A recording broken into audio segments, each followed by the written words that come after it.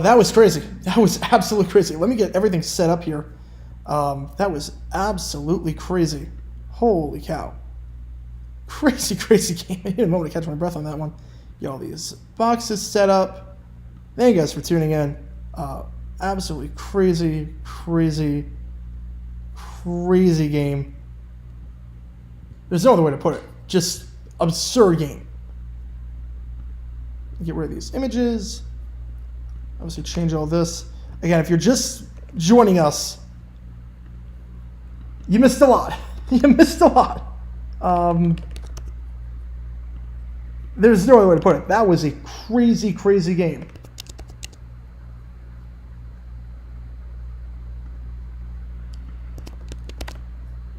All right, let's get everything situated here. Let's catch my breath for a second. So that ball is caught down at the 40-yard line. They get the first down. They had 5 yards. They got 5. The playoffs go through DC.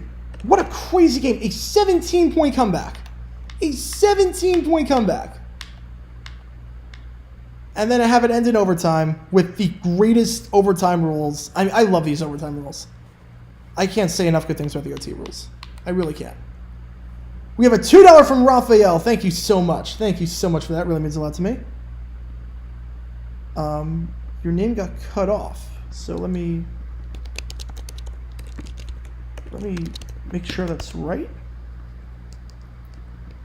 I've been doing a whole lot of commentating for the next 2 minutes. Just gotta set everything up. My apologies for that. But thank you so much for the $2. Thank you so much. It really means a lot to me. Hopefully you're having a lot of fun on this stream. I know I am. This is absolutely insane. Absolutely insane. There's no other way to put it. Raphael. Okay, so there's your full name. There's your full name. It got cut off, so there we go.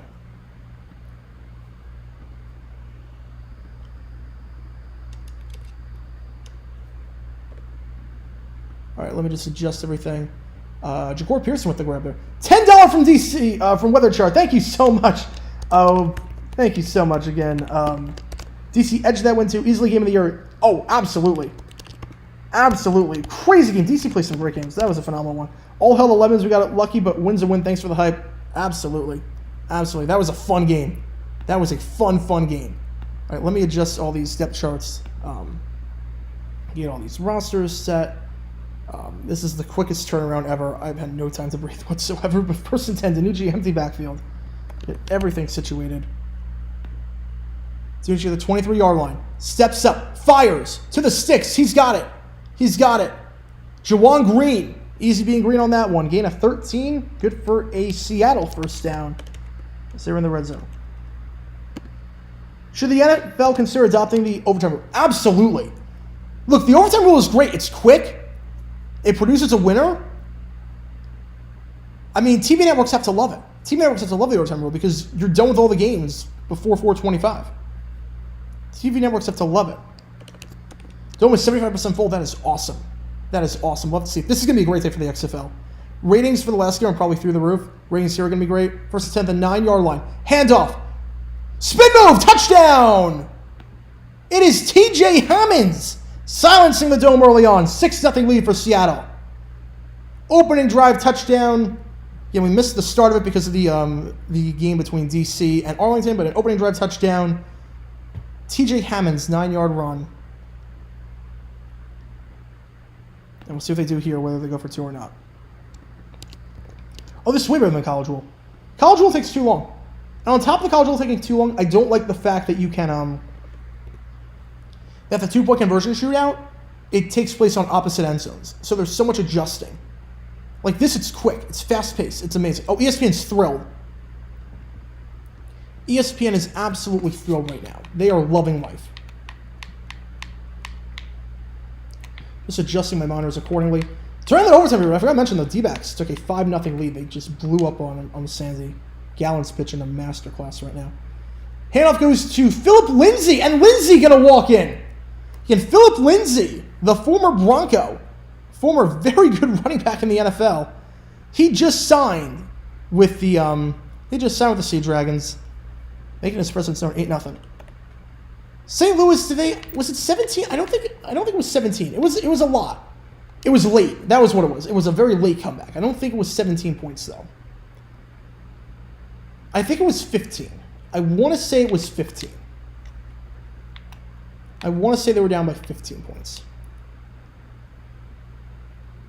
But Philip Lindsay gets the 2-point conversion. TJ Hammonds, again, what's at stake for this game?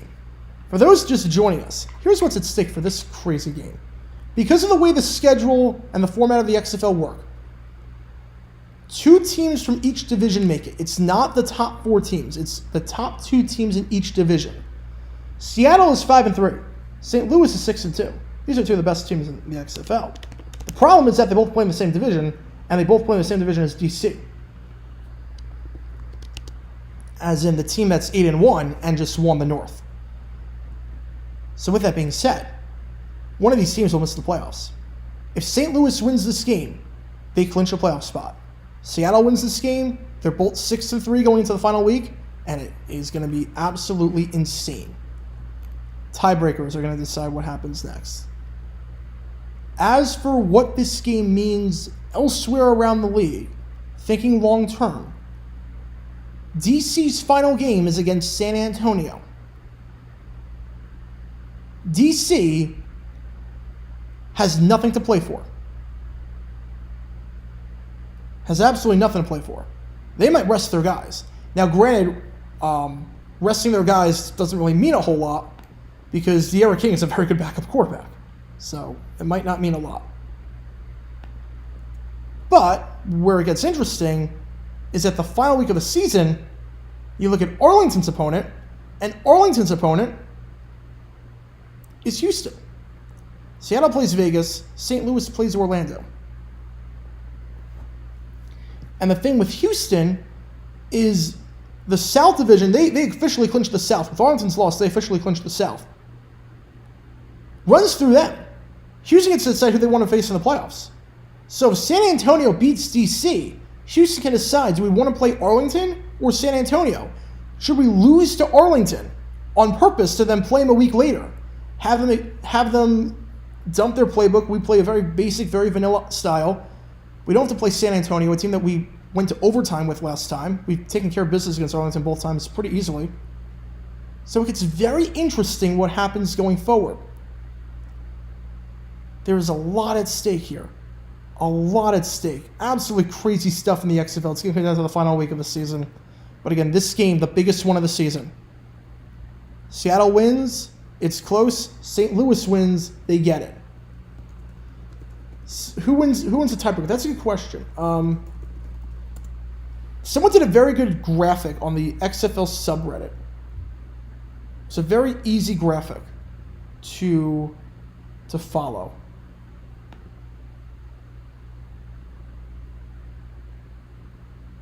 I'm trying to pull it up. It's a very easy graphic. So let me pull it up. In San Antonio, you can breathe easy now. You've survived another week. San Antonio, you can survive another week.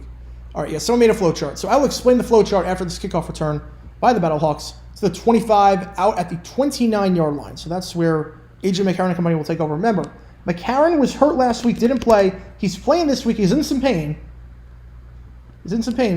But Tiani is on IR, so they can't use Tiani, the quarterback that won them the game against Vegas. So here's what happens. Again, St. Louis wins, they get it. In week 10, let's say both teams win. The tiebreaker number 1 is head-to-head. Well, they both split the series, so that doesn't mean anything. Tiebreaker 2, if both of them win, well, Seattle, they both have the same division record. 729. 18,684. Great numbers. And that was a miscommunication badly there. Intended targets, Arius Shepard. Looking for a... Shepard was going on an out route. McCarron was throwing a fly. Incomplete. So the tiebreaker at that point would be strength of victory. They both be the same. So tiebreaker 4 would be the average ranking of the offense and the defense in the North. That's what it would be. It would be decided based on average ranking of offense and defense in the North. I'm sure the XFL will explain what that means. But that is tiebreaker number 4. And that happens if both teams are tied at 7-3. If both teams are tied at 6-4, St. Louis gets the tiebreaker because they would have a better win-loss record in the division because Seattle would have lost to Vegas. So it's 7-3, chaos. We're having a we need more points situation on our hands. 6-4, St. Louis gets in. Battlehawks moved to LA in 2024. That's a good April Fool's joke. Oh, that's fantastic for Audi Field. That's sold out. That is a sold-out game at Audi. That same only holds 18K. McCarron fires to the sticks. It is caught at the 43-yard line. Looked like it was Darius Shepard on the grab. Gain of 11, good for a first down. Tiebreaker 5 is coin toss. The drawing of lots. Breaker should totally play at Yeoman Stadium. Absolutely. That's a great venue for that. It's the right capacity. It'd be perfect. It would be absolutely perfect.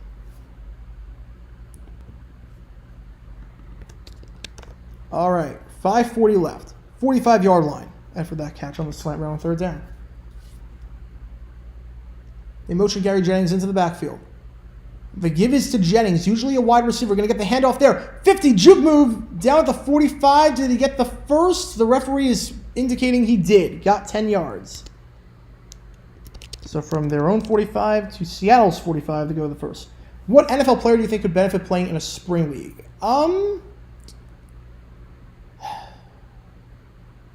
Anyone that's not really getting a whole lot of playing time that needs to prove themselves. Like, I think for the quarterbacks, it's super beneficial. For the quarterbacks, like, there's so many guys making their name. So many guys making their mark.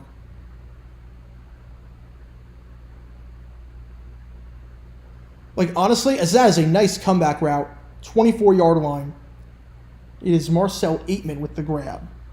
Gain of 21, good for a first down. Like, here's what I think.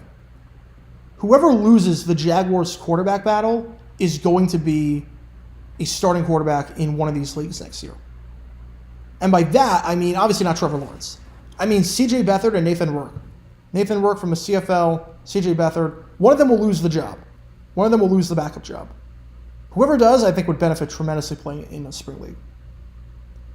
Now, Cam Newton's done. He's done. Blown up! Oh, my goodness!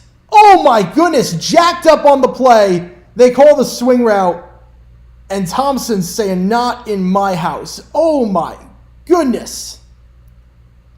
Bryce Thompson just blew that one up. Whew.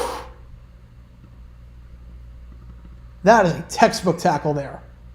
He's going to fill that one in the morning. Holy cow. Darius Shepard getting blown up there by Bryce Thompson. Loss of 3. Second and 13. Malik Willis, I think, could benefit tremendously. He's got no skills whatsoever to play in the NFL. Got no skills whatsoever. Incomplete pass, third and 13. Yeah, Cam's just done. I think he'd be terrible in a spring league, too. He would be terrible. Oh, Seattle came to play. Seattle absolutely came to play. Seattle, remember, they were 0-2. It was 4th and long against Vegas, and they were trailing. And all of a sudden, they got the 4th down conversion, scored a touchdown, and ever since they've been 5-1. Yeah, McCown, he said he wants to play in the XFL because his kid wants to see him play. Almost picked off. Almost snuffed out that screen tremendously. Zafir Kelly almost snuffed it out. And they're going to kick a field goal 45 yards out. Yeah, the thing with McCarron is that he said he could have played in the NFL, but he just wants to see his kid wanted to see him play. So that's why. Which makes complete sense. I completely respect that. He wants to play. He wants to have fun. Mason Rudolph, I think, would be a great choice. Which XFL QB do you think makes it in the NFL? I think Danucci is going to get some looks. 45 yards. Kick is up. It is right down Broadway. 8-3 ball game. So Seattle gets a touchdown on their opening drive. St. Louis answers with a field goal.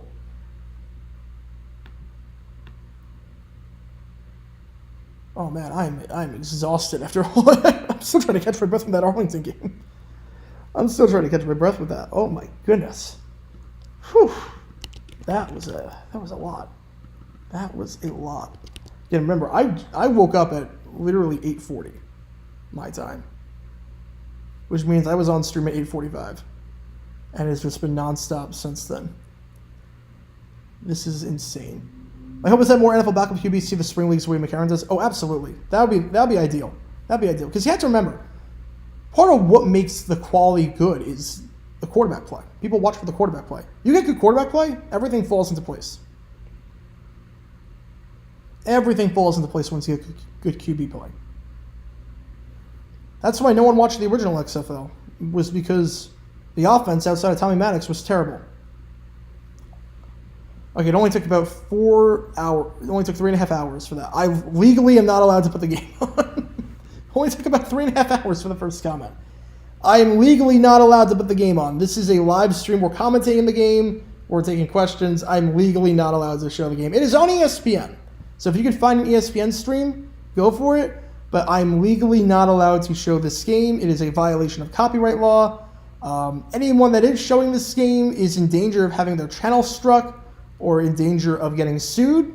And as a person that went to law school, that is not something I want to deal with. So I am legally not allowed to show this game.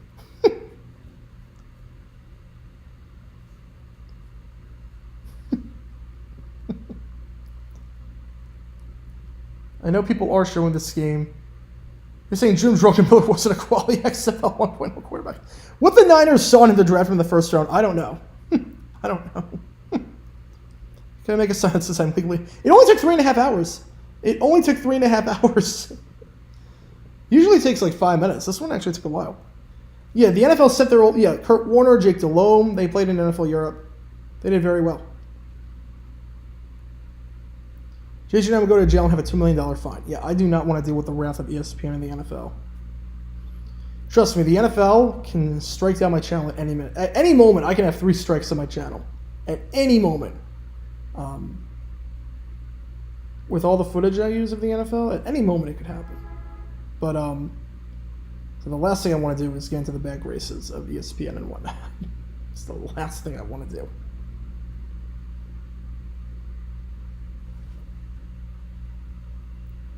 As a Saints fan, I want to know how Jags fans recall the River City Relay. Very fondly. I mean, I was not a fan back in 2003. I was 6 years old. I had no idea what football was. But we remember it very fondly. We talk about that game to this day. Take a shot every time someone says I'm legally not allowed to show the game. You'd be dead. I cannot advocate for you to take a shot because you would be dead if you did that. Saying it wouldn't be that bad, but you would be in trouble. You would be in trouble. Don't get me started about we hate me.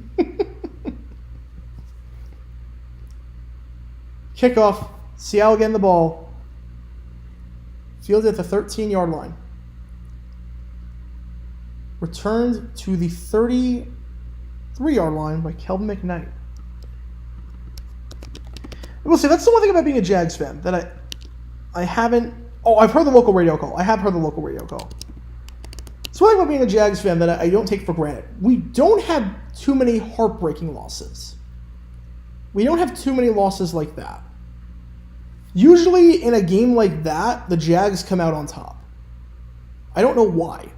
But for whatever reason, like all our playoff losses, except for the AFC Championship, it was like, yeah, we deserve to lose that game. Any heartbreaking regular season losses, maybe besides 2009 Colts Jags, it was like, yeah, we deserve to lose that one. So it wasn't anything heartbreaking. The Jags have actually been very fortunate in that regard. I don't take that lightly. Not that we've had too many notable games, but VZ with the grab, VZ like Sunday morning, getting a 6.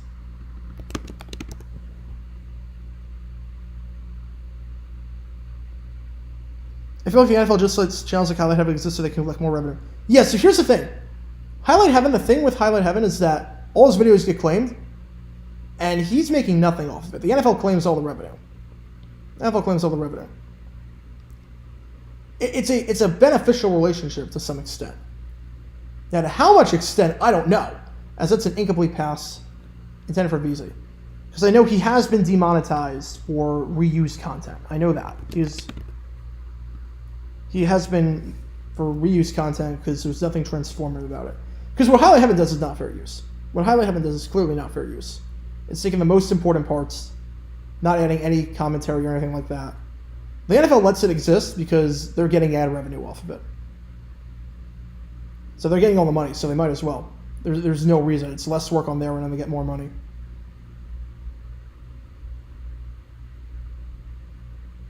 Third and 3, DiNucci. Long drop back, fires deep. Interference on the play, intended for Pearson, but they're going to get a first down here. That flag came in the secondary. How come my first video is somewhere monotone? I think it was the mic I was using. It might have been the way I was talking, the mic I was using. I was speaking directly into the mic. Now you do everything in a week podcast. But I was speaking literally like an inch away from the mic. Like literally holding the mic up to my mouth. I don't do that anymore. How they have it nowadays is just like 2 seconds of footage play. Yeah. Because here's the thing, the NFL doesn't claim footage under 10 seconds. They don't do it. Under 9 seconds, they won't claim it. So, let's say you get away with it. How does the NFL not go after you for copyright? Oh, they do. They do. I just win every time. They absolutely do. Even though what I'm doing is clearly fair use. Handoff goes to Lindsey and a 4 on the play. It's a pro-con with Highlight Heaven because if you show more than 10 seconds, you're going to get claimed by the NFL. If you show less than 10 seconds, you're not going to be claimed. But if your footage is like 8 seconds, you're not making any ad revenue off of that. So, it's tough. It is very, very tough. Oh yeah, but they go after me all the time. But I just submit counterclaims and I win all of them. Sometimes they don't respond, and they would also know that I would take it to court, and I would absolutely win. Because what I do is fair use. You can't tell who won and lost just by watching the footage. You're not watching my footage as a substitute for the NFL's footage. It's a complement to it. I provide a historical context, commentary, analysis that you can't get from the original footage, telling stories that you can't tell from the original footage. I'm using my footage in a transformative way. So I win every time. A lot of times the NFL just doesn't bother getting back to you. But if someone gave you a $100 super chat to show the game, would I take it? How long do I have to show the game for? Because you have to remember, you're talking to a law school student here, a guy who graduated from law school. I can find loopholes. I can find some very good loopholes to doing it. I could find some very good loopholes to doing it.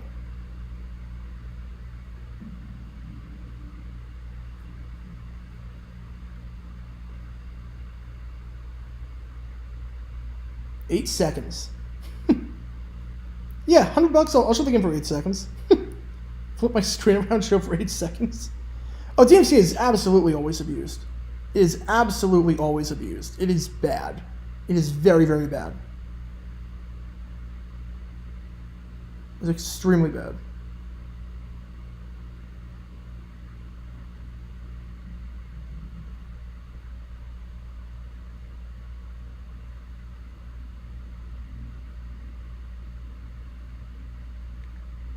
All right, my content, yeah, it's educational. It's educational.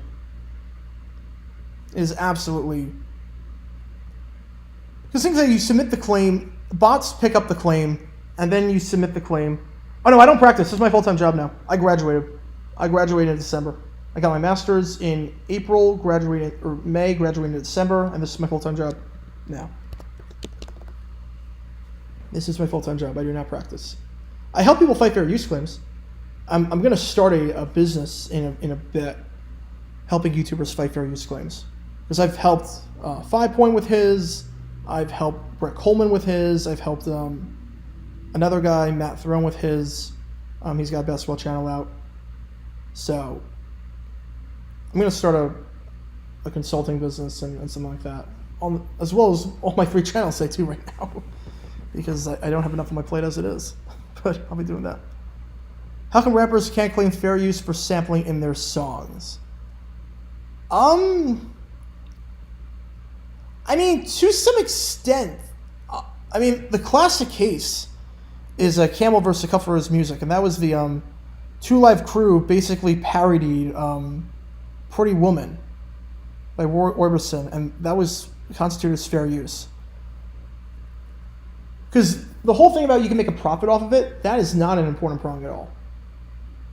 Whether you can monetize it or not is not at all about what it is. Basically, is it transformative? Is it transformative? It's a very, very slippery slope. It's a very, very... You can do a whole class just on fair use. And YouTube, even. Should Congress fix DMC and the cop? Absolutely. Oh, absolutely. I think that there needs to be certain restrictions on bots, and if you lose a certain number of claims, you can't file anymore. There needs to be like a boy who cried wolf provision. I don't follow him now. I do not follow him.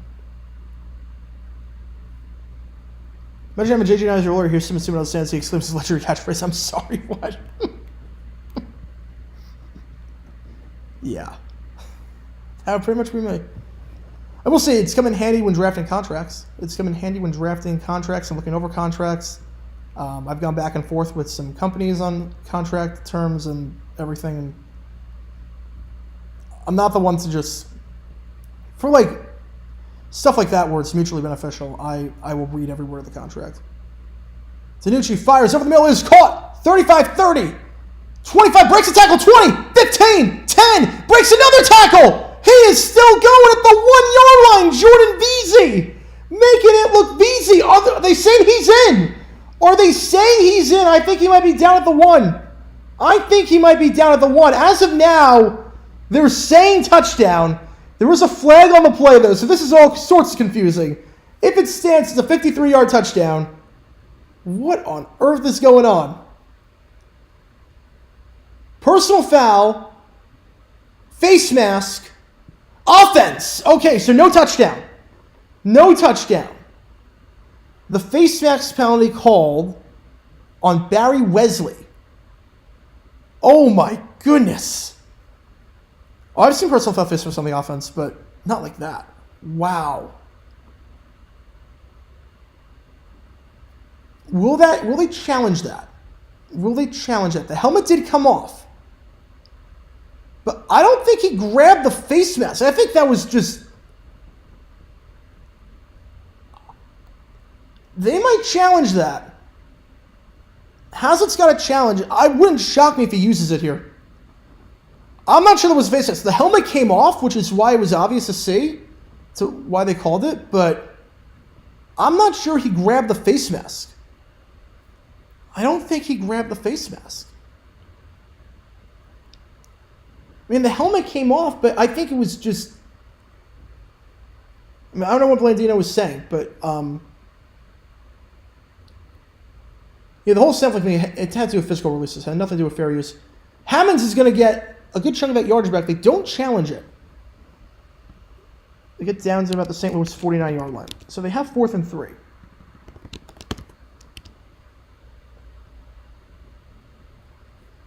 Oh, he said it was a hold. Oh, okay. All right. That's why. Okay. That makes more sense then. I was going to say, it didn't look like a face mask at all. I didn't see any hands to the face or anything like that. So that makes more sense. All right. That I can live with then, because you're not going to get a hold and goal overturn in all likelihood.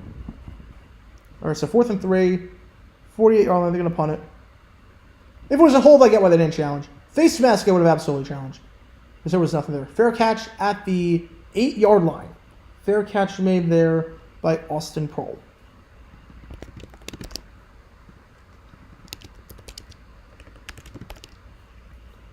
All right, so let's get to some of these questions again. But yeah, I don't have a problem with bots. It's more of just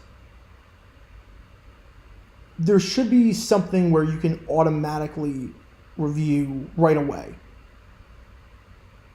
So it hurts me a ton when I do like Dumb Decisions episodes and I get claimed by the bots. It's like, okay, well, I would dispute it, but I can't because they're not going to get back to me in time. I think bots need to be severely limited, I would say. I would say every channel starts off with bots on them because no one really knows what fair use is. And after a certain number of videos, you can file a report to not have bots apply to your channel. And then after that, that channel can red flag you if they feel like, okay, you don't have bots on you, but we feel like you're not using this in fair use.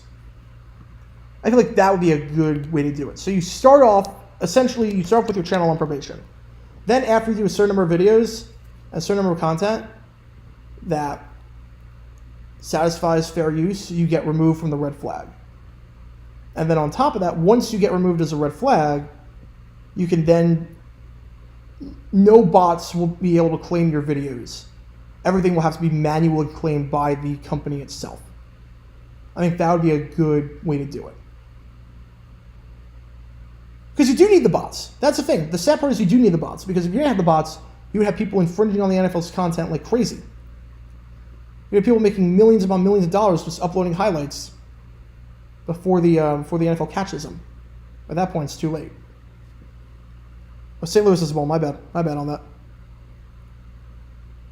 I feel like that would be a good way. I was thinking about going to law school after I graduate. I'm going to find loopholes and I'm reading contracts. I'm able to find print anything I sign. We have a tripping penalty. Tripping penalty on the Battlehawks. Penalty is decline. Bring up third down. People say law school was a ton of work. Law school was definitely stressful. Definitely stressful. Would I do it again? I'm not sure. It changed me a lot. So I'm not sure, but I love doing this now. 5 wide. McCarron, empty backfield. Fires quickly, pressure, caught, and a lot more. 20, 25, 30. He's got some blockers. 35, 40, 45, down at the 46-yard line. It is Marcel Aitman with a gain of 38. Aitman for 38. And they're near midfield. Nice play there. Top 5 worst to first turnarounds. 99 Rams, yeah, obviously it has to be one. 2001 Patriots, 08 Dolphins, 79 Bucks, 06 Saints. That's a good list. I would say 06 Saints is tough for me. 06 Saints is tough because, number one, they were a victim of circumstance in 05. Plus, they got Drew Brees in 06. And plus, they were 10-6. It wasn't like they were a great team necessarily. Now, I'm going to be a hypocrite because I'm saying 2017 Jags should be on there. And they were 10-6 also. But I don't know. I'm not trying to put the Saints at 2. Put the Patriots above them. Bucks above them for sure. I can't put the Saints at 2. Not when you get Drew Brees, and not when you get when you were a victim of circumstance back in 05. I do not have a Rumble channel. I do not. I might get one soon. I don't know. I'm trying to look for ways to diversify my income and whatnot. That's why I have the third channel. Slant route caught by Shepard down to the 48-yard line. Like that's why I have the baseball channel. The baseball channel is a way for me to diversify the income. Basically have a sport in season all year round. That's the whole point. Have a sport all year round. So I'm never in an off season. And baseball footage is really easy to find and really easy to do stories on. So I can get videos out way faster than college football. College football is a pain to do the videos. I love doing them, but it's a pain. That's why I've got a lot of help on the college channel now. Slant route caught, needed 5 yards, got 6. First down. Austin Prohl.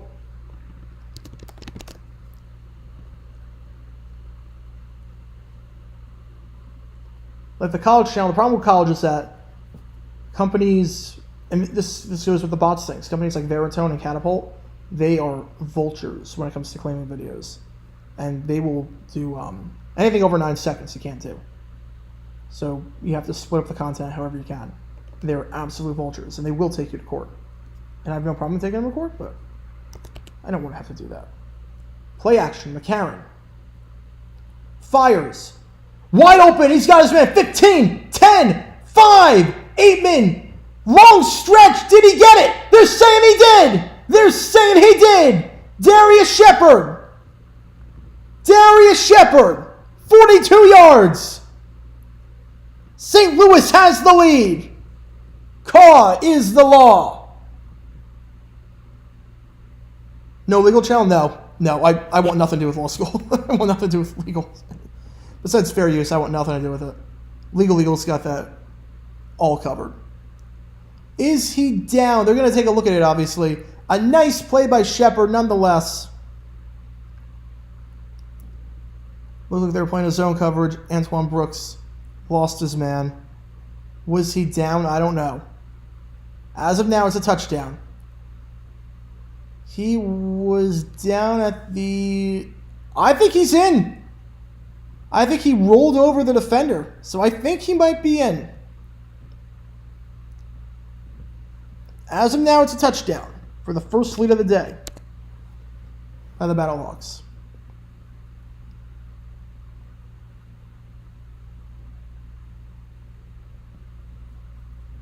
Like with the college channel, that's why I have an editor and I have another person who is now helping out with the channel, finding topics and helping out there. So college channel is going to be, I mean, it's still going to be me writing on the scripts and recording on the vids, but a lot of it's going to be outsourced.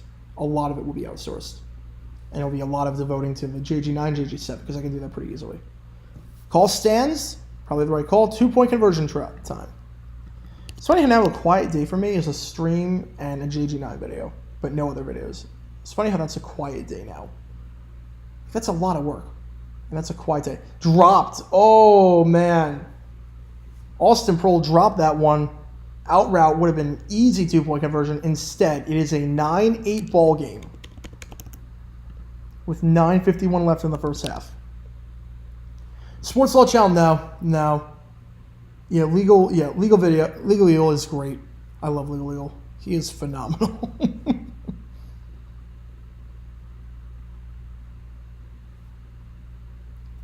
There's so many legal stuff I want him to look at. The SpongeBob ones are great. Yeah, that pass cannot be dropped. Sports law is a fascinating subject. It is a fascinating subject. I did a whole year on it. I did an amateur sport law class and a pro sport law class, and there was still so much that wasn't covered. There's so much that needs to be covered.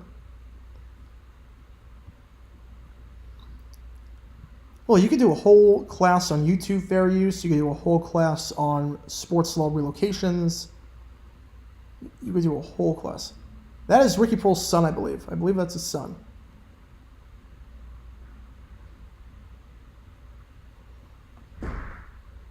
Really, the best class in law school, by far for me, the best class, was the class on law in baseball and how the law has applied to Major League Baseball, taught by Bud Selig himself. That was amazing. And speaking of amazing, D-backs just turned a 5-4-3 double play. They get a win in the series. They won against Sandy. I don't believe it. All right, D-backs salvage a win in this series. Thank goodness. I'm telling you, Zach Gallen went 6 innings, no runs allowed. I'm telling you, he was my Cy Young pick at the start of the season. I see no reason to change it. He is pitching lights out. That's back-to-back starts now with no runs allowed. You gotta love it. You gotta love it.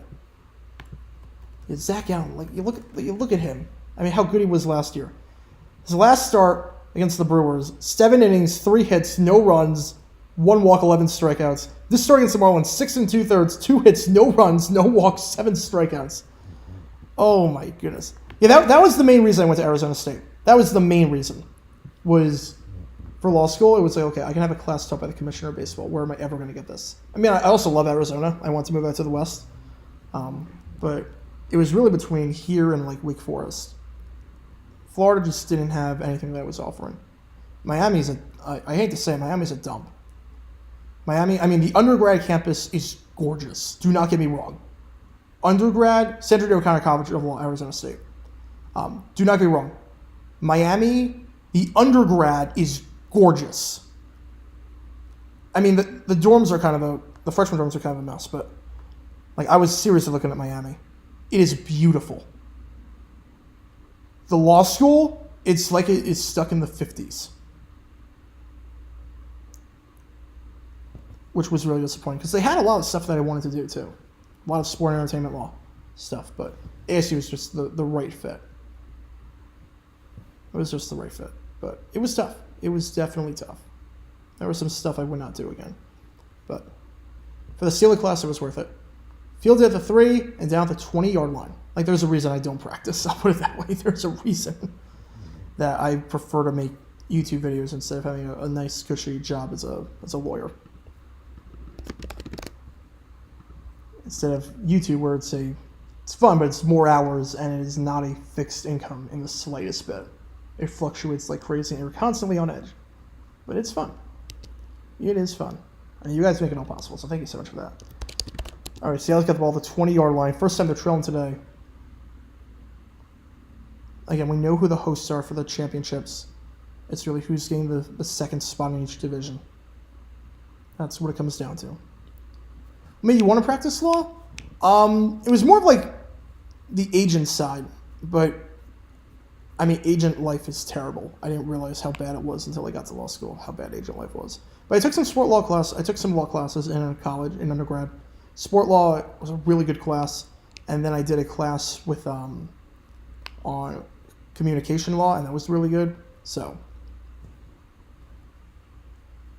learned a lot about fair use there, and then did a whole copyright law class in law school.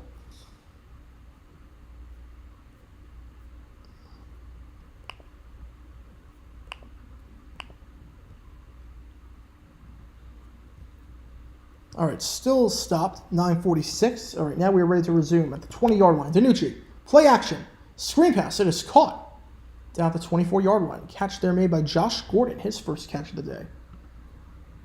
4 possessions so far in this game.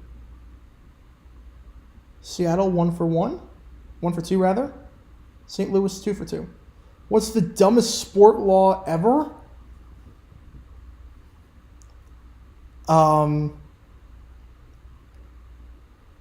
It's a tort law case. DiNucci's going to get leveled. I don't know how he held on to that ball. Did not feel any pressure from the blind side. It is Elorm Lumor with the sack. So the dumbest sport law case ever.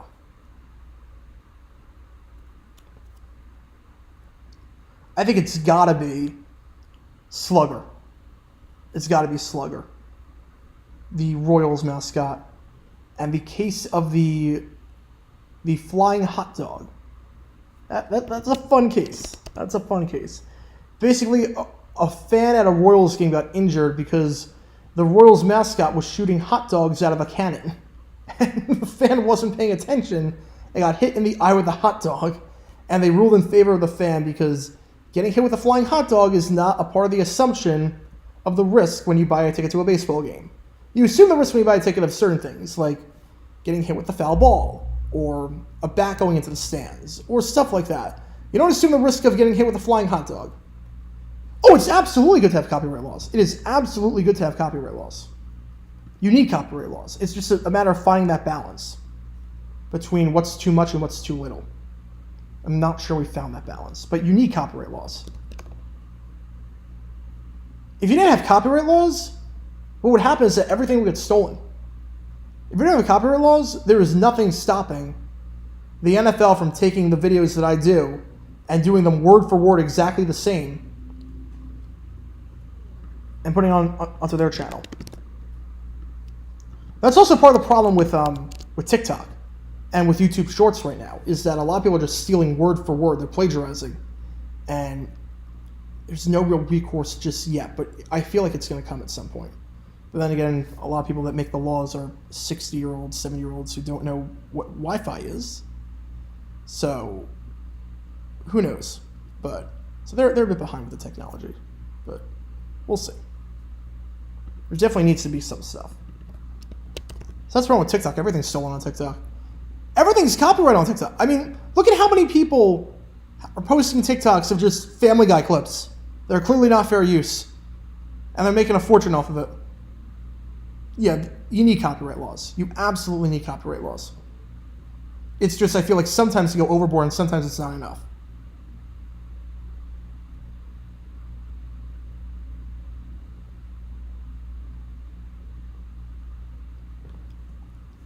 So St. Louis ball, yeah, Danucci needs to stop backpedaling. Yeah, he gets a bit wild. He has all the tools to be a very good quarterback. He just gets a bit wild. But with a bit more polish, he could really be a great quarterback. Even in the NFL, I believe. Even in the NFL, I believe he could be a very good quarterback.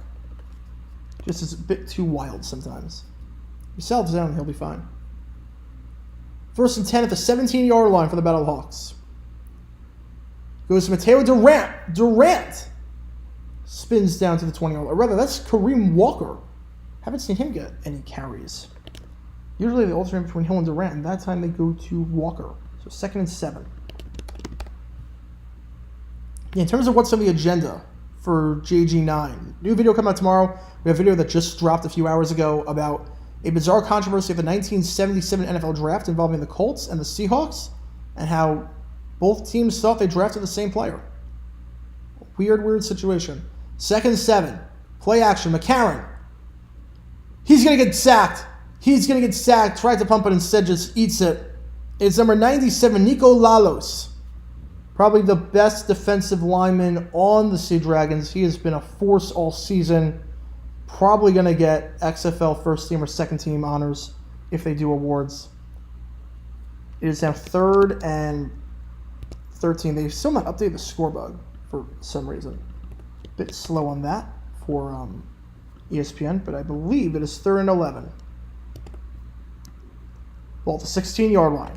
St. Louis has scored on both of their drives so far. They risk going 3 and out here, but they have an empty backfield. 5 wide. McCarron drops. It is a quick drag route. I don't know what that play was. It's incomplete. Intended for Steven Mitchell, but even if it was caught, well short of the sticks due to the tight coverage there by Clarence Hicks. So 4th and 11.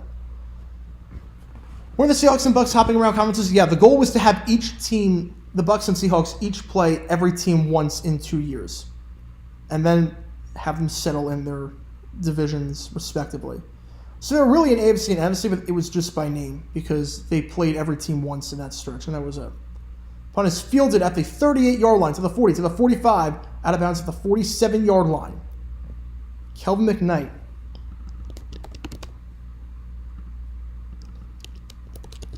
Learn all about copyright laws from Legal in the Simpsons episode of Lionel Hutz.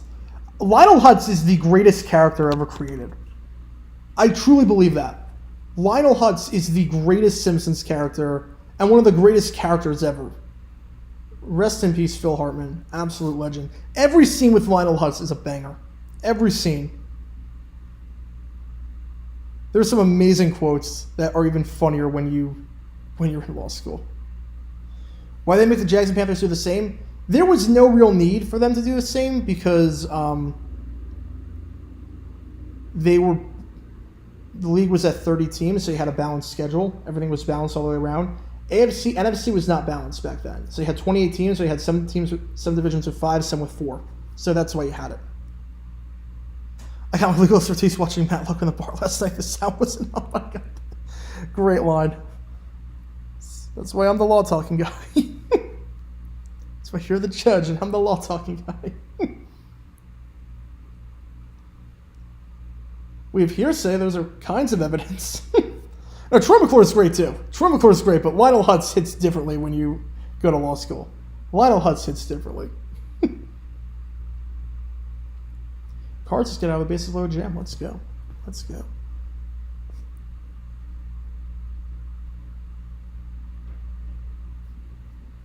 Does that sound like a man who had all he could eat?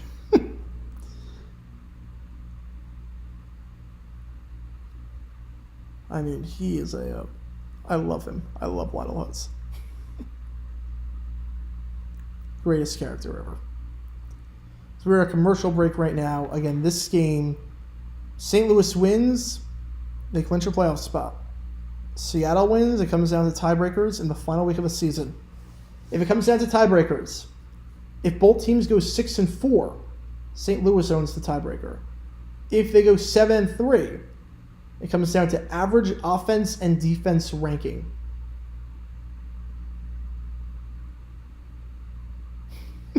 Not for a title. Question of who's integrity like that.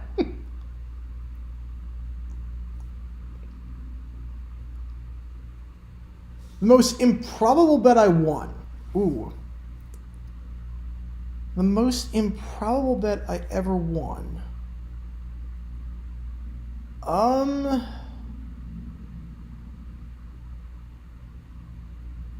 I've come close on like some parlays. I've come close on like some big time parlays. Like I bet every NFL game parlay straight up.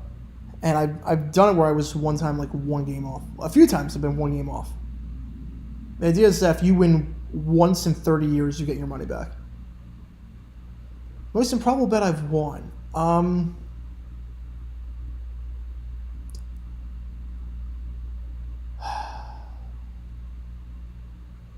trying to think. The most improbable bet I've won. Not sure. 5 wide. DiNucci. Drops back, sidearm throw, incomplete, almost intercepted, intended for green, and almost picked off on the play.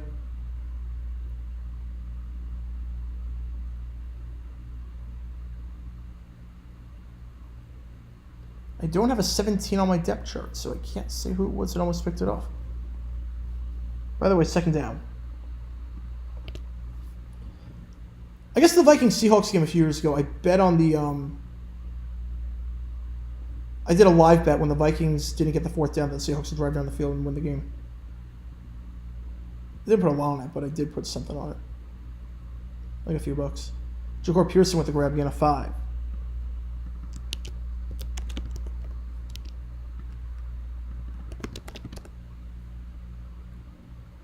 As a recovering alcoholic, Hutz's speech about bourbon is so delightfully twisted.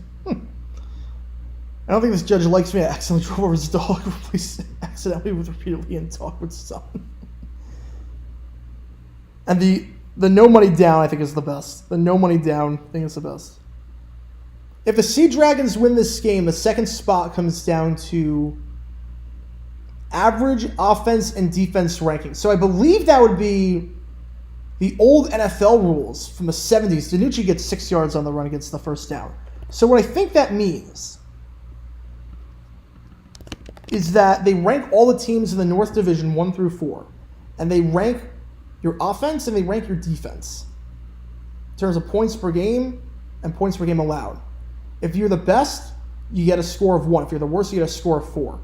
And vice versa, and same thing for the defense. And then they add the two numbers up and the low score wins. I think that's what it comes down to. Do I bet on the Jags? I used to. I don't anymore. Oh, they're saying he didn't get the first, but they're going to go for it. So I used to bet against them. I used to hedge my happiness, is what I called it. I used to hedge my happiness. Because it would be, if I win the bet, I get money. If I lose a bet, I mean, it's like, what is a few bucks going to cost me? I'm more happy when the Jags win anyway. So, that's not an Eagles jersey. No, that's AJ Boye. That's a signed AJ Boye jersey. That's a Jaguars jersey. That's a Jaguars jersey for sure. So I used to do that until we started winning. And then it was like, no, there's no point. There's no point in doing that. But I used to do it all the time.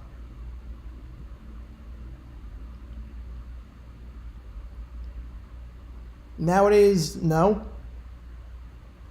I should have put some money down at 27-0. I should have done that. If I had to go back in time and do anything, it would be putting money down on the live bet at 27-0.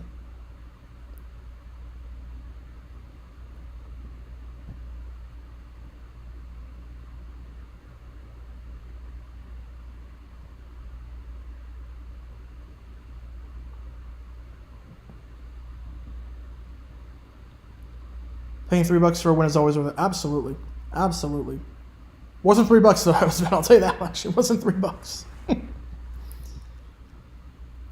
I should be making a pretty good amount of money during the draft. I should be doing that. Because back in November, or October, it was like late October, early November, 4th and 1 they're going for it. Hang on, DiNucci going deep on 4th and 1. He's got a man underthrown. Josh Gordon's caught! 10-5 down at the 3-yard line. Josh Gordon. Flash Gordon. Gain of 40. First and goal for the Sea Dragons. They take a shot on 4th down and it works. But back in, when was it? Like October or November, I put $250 on Bryce Young being the first overall pick and $250 on CJ Stroud being the number 1 overall pick because I did the math, and you make money either way. So I said I was gonna hedge my bets. It's probably gonna be Stroud or Young going 1. Stroud goes first. I think comes out, so I win 200.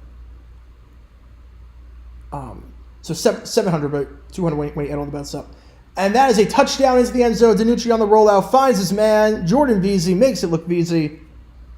And just like that, the Sea Dragons strike again. 14-9 ball game.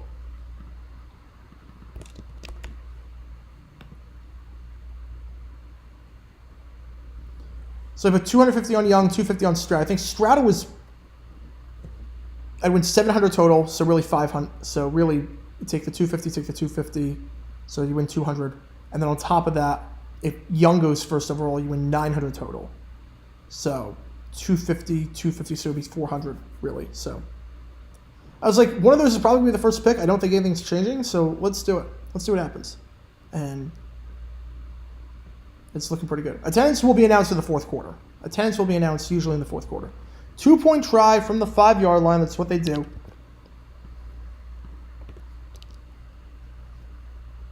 Here we go. DiNucci. He's got one in the backfield. Drops back. Fires off his back foot to the moon on that one. Went for Pearson. Incomplete. They're John. Pearson's going at it. Pearson is John. 14-9 ball game. I don't know where DiNucci was throwing that one. Just a bit outside. Yeah. So 3:09 left, 14-9. I will say at halftime, we are going to take a quick break. At halftime, we're still going to be on stream, but I will take a quick break. I'll take like a 5-minute break just to catch my breath because I've been on since 9 o'clock in the morning. I need to brush my teeth and everything and take care of that because I've just been here, get a drink, hydrate, rest my voice for a bit. So at halftime, we'll be off for a solid 5 minutes. We off for halftime, so just keep that in mind. But we will see. We will see. Just need a minute to compose myself and get situated and whatnot, because it has been a hectic day so far streaming these games. I know my voice too. Kickoff fielded at the 15-yard line, taken out to the 25-yard line, and holding on the play, so this is coming back. St. Louis probably getting the ball around the 12-yard line after that. Again, 3:09, time is not an issue. Battlehawks have all their timeouts plus a 2-minute warning. Remember, Seattle started the game with the ball, so St. Louis can double down if they can get a drive here.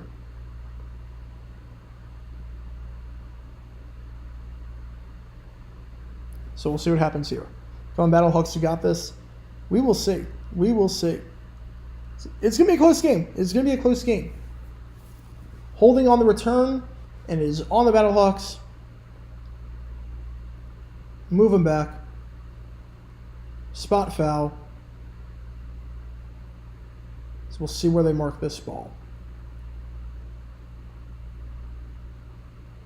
How's the recovery going with all this exciting play today?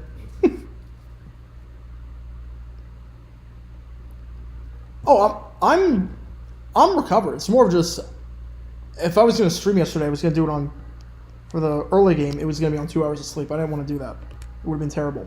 Would have been a bad experience. Blown up! Screen pass absolutely blown up there. Bryce Thompson, once again. Yeah, Seattle defense is on it today. They got 5 on it. Darius Shepard blown up again. That's twice now.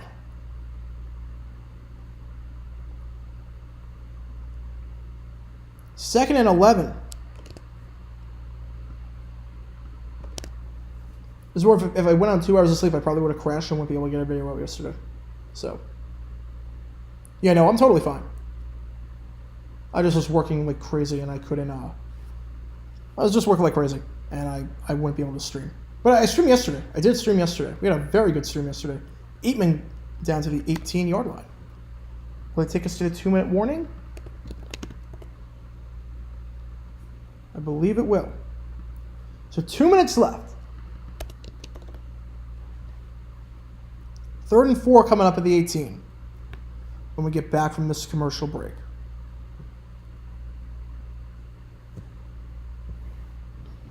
Again, in terms of upcoming streams, let's go over that now since we have the 2-minute warning. In terms of what is coming up stream-wise, next week, week 10, we are live streaming Orlando at St. Louis. We are live streaming that game. We are live streaming DC at San Antonio. 2 big games right there. 12 o'clock, 3 o'clock. It's a doubleheader, ESPN and ABC. We're live streaming both those games. Sunday, we are not live streaming Houston-Arlington. We are not live streaming that game. But we are live streaming Vegas at Seattle. That is tentative. If that game doesn't mean anything, I might decide to cancel that one. I might take the day off from streaming if Vegas-Seattle means nothing. Because there is no point necessarily in watching that game because it means literally nothing. Vegas is eliminated. Seattle, if they lose this game, is eliminated. If Seattle wins this game, then of course we are live streaming the Vegas-Seattle game because it's going to be a crazy we need more points scenario with tiebreakers and everything. It's going to be insane. So we're definitely doing Orlando, St. Louis, definitely doing DC, San Antonio. We're definitely doing Vegas, Seattle if that game means something. We're not doing Houston, Arlington. Division Championship, South Division, we are not doing that. I will be in Kansas City for the draft. The North Division, we'll be doing that, but I'll have to come on later. So probably midway through the first quarter. I'm flying. My flight gets in at 11:40. The game starts at 12 o'clock. Crossover Perna for the XFL Championship. See, I know he talks about XFL on his channel. I don't think he live streams it, though. But I'm down. I'm totally down. I'm totally down. And then, obviously, the championship, Saturday, May 13th, we are so live streaming that game. May 13th, we're going all out for the final XFL game of the season. We have made it to the end of the year. We've survived a full season. We're definitely doing that. I am pumped. I am absolutely pumped. We are live streaming that game 100,000%. And we'll have stuff planned. If it gets to week 10, there would be a crazy race to the spot. Absolutely. Yeah, Vegas, Seattle, we will live stream that if it means something. If St. Louis wins this game, we're probably not going to live stream that. I'll probably just take it off. Probably just take the day off from streaming because I can't do the Houston game and Vegas, Seattle would just be, it would mean nothing. So there wouldn't really be any point. But if it means something, of course we're going to do it. Of course we're going to do it. All right, 2-minute warning. We are back in St. Louis. 3rd and 4. Seattle has 1 timeout left. You have to figure they're going to stop here. Hazlitt is going to use it. When is the city of St. Louis build a statue of Stan Kroenke? When hell freezes over. Even then, I'm not sure it would ever happen.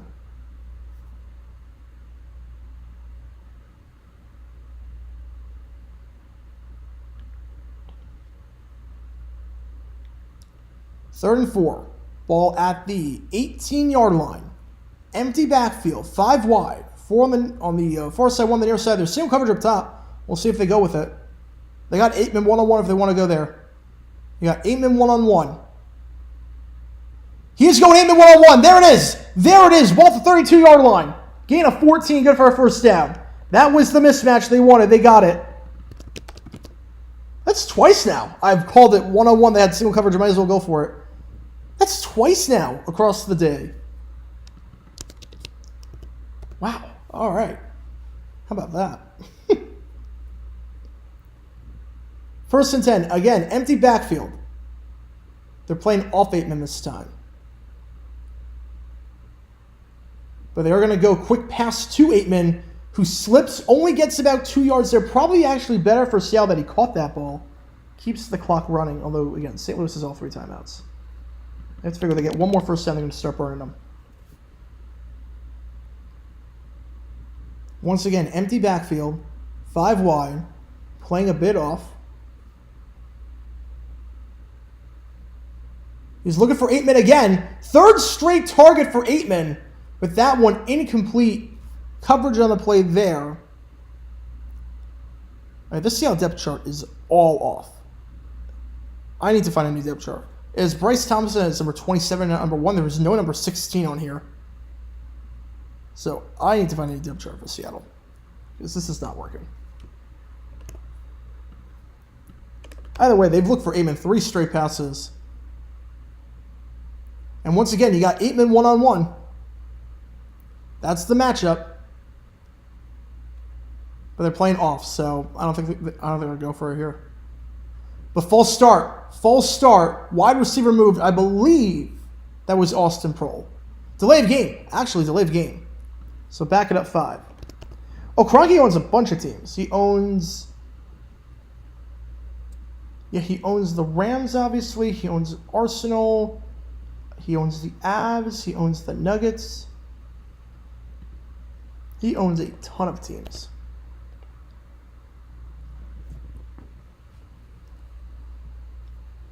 Which I'm a bit surprised why he's allowed to own the Rams if he owns the Avs and the Nuggets, because they play in NFL City. So I'm a bit surprised by that.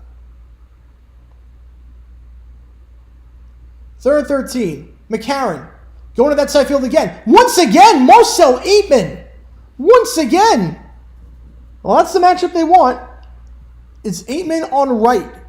So it's Mykal White, right. Okay, so he is listed as number 34 on this depth chart. He's 16. Okay.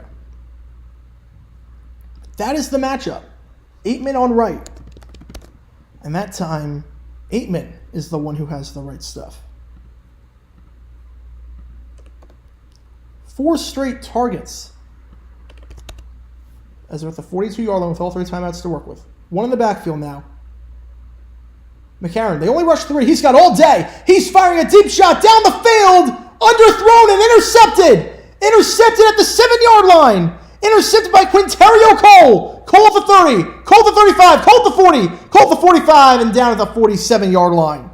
Underthrown ball. McCarron had all day to throw. They only rushed 3. And just like that, Seattle takes over at their own 47-yard line. What a turn of events.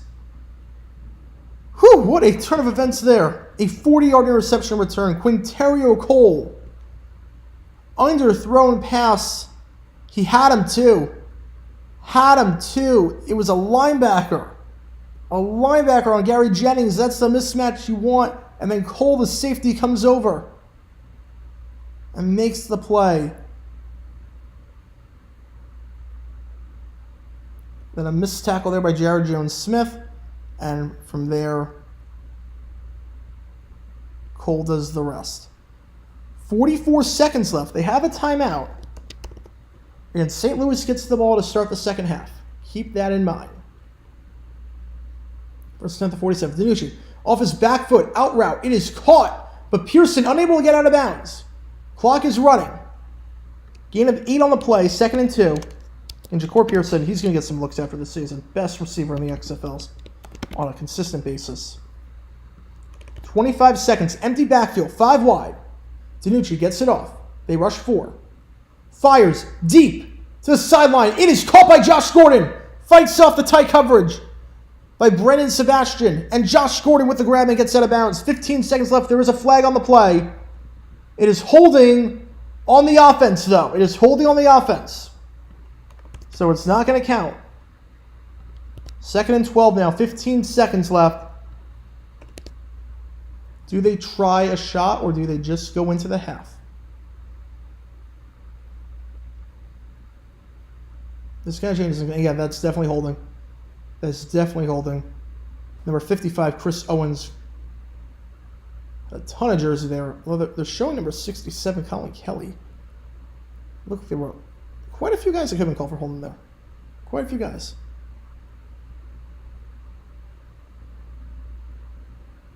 All right. DiNucci. Quick pass, just going to play it safe. Goes to Hammonds. Hammonds gets out of bounds at the 48-yard line.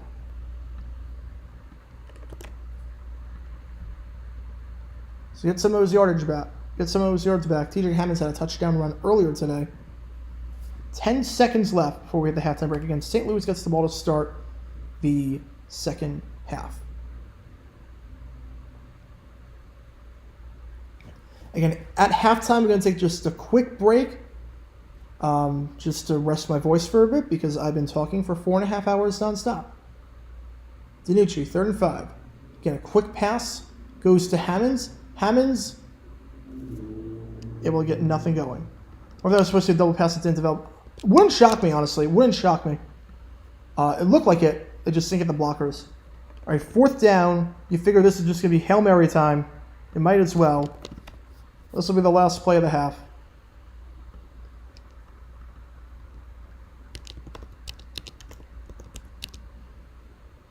Ben DiNucci. Hail Mary coming up. They've not broken the huddle. Call timeout. You got to call a timeout if you're Seattle. You got to call a timeout. You're not getting the snap off. Why they rush the snap? They had a timeout. I don't know what this is. Okay, they're doing some hook and ladder action. Gordon, another hook and ladder, another pitch. There's no way. All right, they got the 1st down. Bizarre play where they do some pitchy woo-woo. I knew you're high. Thank you so much for tuning in, Gaming Queen. Thank you so much. We're going to take a quick break. So don't go anywhere, Gaming Queen. Do not go anywhere. We're going to take a quick break. I've been on for 4.5 hours talking nonstop. So I'm just going to take a quick 5-minute break. So just keep that in mind. We have hit halftime, though. So hold tight for the next 5 minutes. We'll be back for the start of the 3rd quarter. Let me just adjust all this, get all the timeouts back in order. And St. Louis gets the ball to start. And let me adjust this screen. And my apologies for this.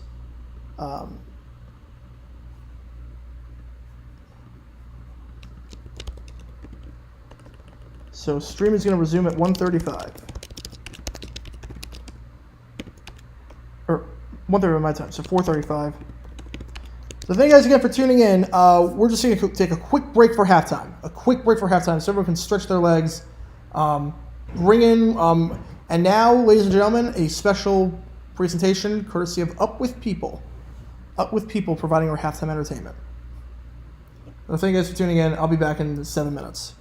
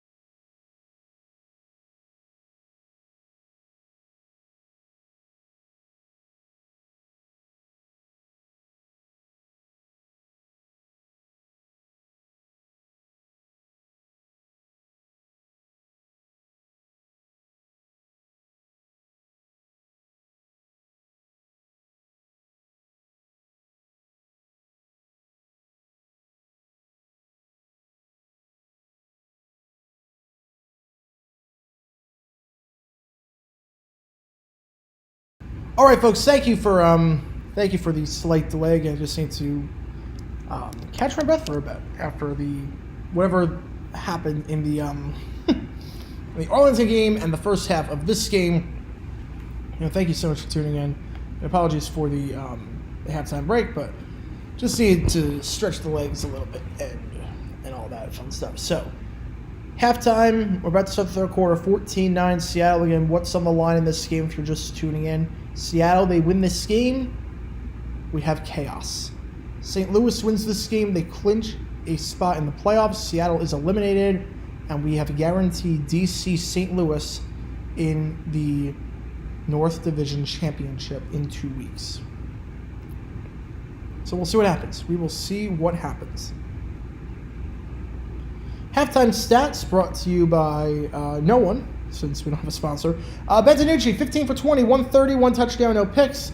Running the ball, the Sea Dragons have only run 8 times today, but TJ Hammonds leads with 2 carries for 23 yards. Philip Lindsay, only 8 yards, but he does have a 2-point conversion from the 5-yard line. AJ McCarron, bit of a hit-or-miss game for him so far, 12 for 20, 157, one touchdown, but he did throw a pick at the very end, underthrown pass intercepted by Quinterio Cole. Have not run the ball a lot, 4 carries, 17 yards. Brian Hill, the only guy with more than 1 carry on the team. They're targeting Marcel Aitman a ton, 6 catches, 95 yards. Darius Shepard also getting a lot of work, 5 touches, 56. Excuse me, 5 receptions, 56 yards. The matchup to watch seems to be Aitman against Mikael Wright. That seems to be the matchup to watch whenever the Battlehawks are on offense. Again, St. Louis going to get the ball to start. Witherchart with another $5. Thank you so much. Don't need to apologize. You have been on the grind for a long time. Take breaks when you need to. They're kind of like commercial breaks. They are, except I want to do 7 hours of commercial-free football. Oh, Scott Hansen.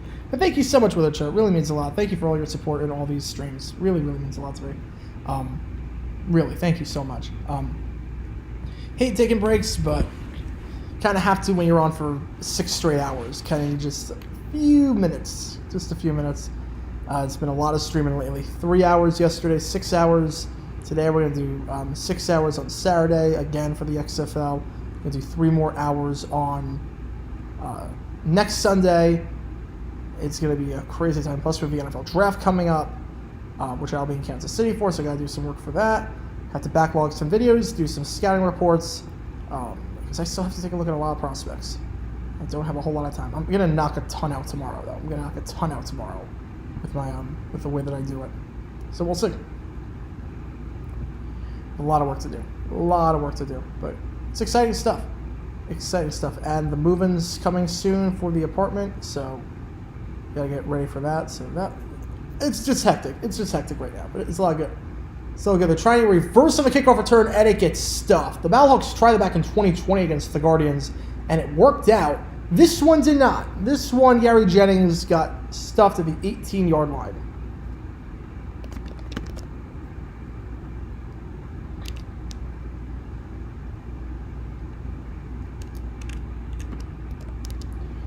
And you have to wonder, if the Battlehawks lose this game, is Jordan Ta'amu the MVP? Did he lock it up after his performance today? Because yeah, McCarron missed a game last week. He missed a game with Tiana was in there. Handoff. Up the middle, gain of 2 on the play. Handoff goes to Brian Hill out to the 20-yard line. Again, in terms of JG8 videos that have come out, or JG7 videos rather, or actually before we do that, heated fight taking place. Punches almost being thrown. Got to be careful. Austin Faolu. Got to be careful there.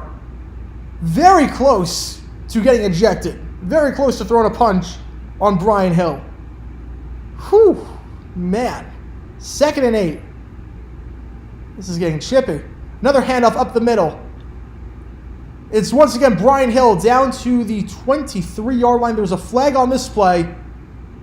We'll see. Let's see what this is.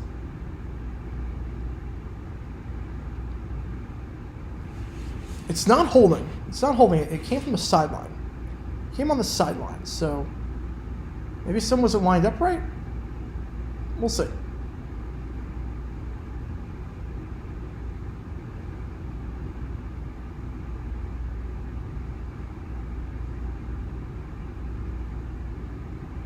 Illegal formation is the call. So back him up 5. Move it back to the 15-yard line. In terms of videos, they're going to decline the penalty. Really? It would have been 2nd and 13 versus 3rd and 4. They're going to decline the penalty? Really? 3rd and 4? I'm a bit surprised by that. I would have thought you would want... I would have thought you want the 2nd and 13. Just got home from Ireland. How was the trip? That sounds awesome. I never been to Ireland, but wanted to go for a bit. 3rd and 5. Yeah, I'm surprised. 2nd and 13, 3rd and 5. I'm a bit surprised.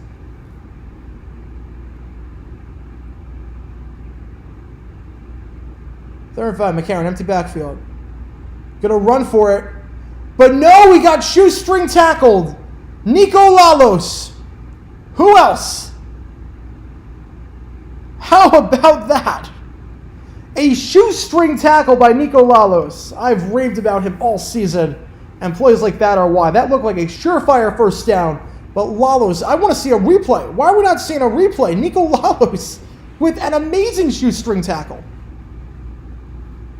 A 3 and out. It's a booming punt, fielded by Kelvin McKnight at the 30-yard line. So 35. Juke move down at the 37-yard line. Looks like it was George Campbell who brought him down. So Seattle takes over at their own 37. Okay, in terms of JG7 videos,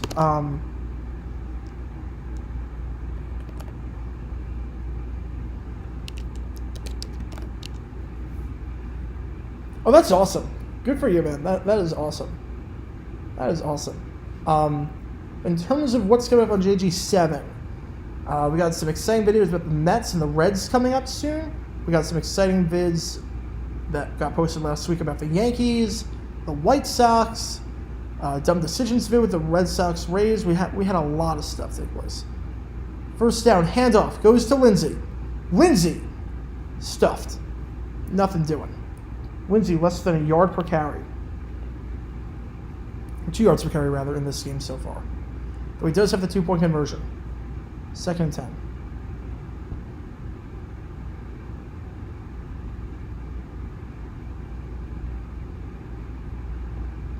Yeah, that is a disappointment.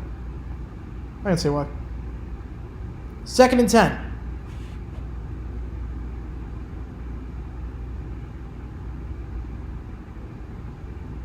DiNucci. He's got Lindsey in the flat if he wants him. Holds on to it for way too long and goes down on the play. Brought down by Carson Wells. I don't know why he didn't dump it off to Lindsey. Lindsey was open, could have gotten 5 or 6 yards. First guys out there, go to the check down, go to the swing route. You had Lindsey. You might be able to see it on this replay. Lindsey, he had him. I guess he was waiting for the, I can't tell if it was Green or Pearson coming over the middle. He's waiting for him to get a bit more open, but Carson Wells read that all the way. 3rd and 15. We have back-to-back 3 and outs to start this drive off. Let's see, 32-yard line. DiNucci, feeling pressure, steps up, fires to the sticks. It is caught, and Pearson breaks out of a tackle. Pearson at the 45, Pearson at the 40, 35, 30, 25, 20, 15, 10, 5, Jakar Pearson. JP with the TD. 68 yards, silencing the dome. Oh my goodness.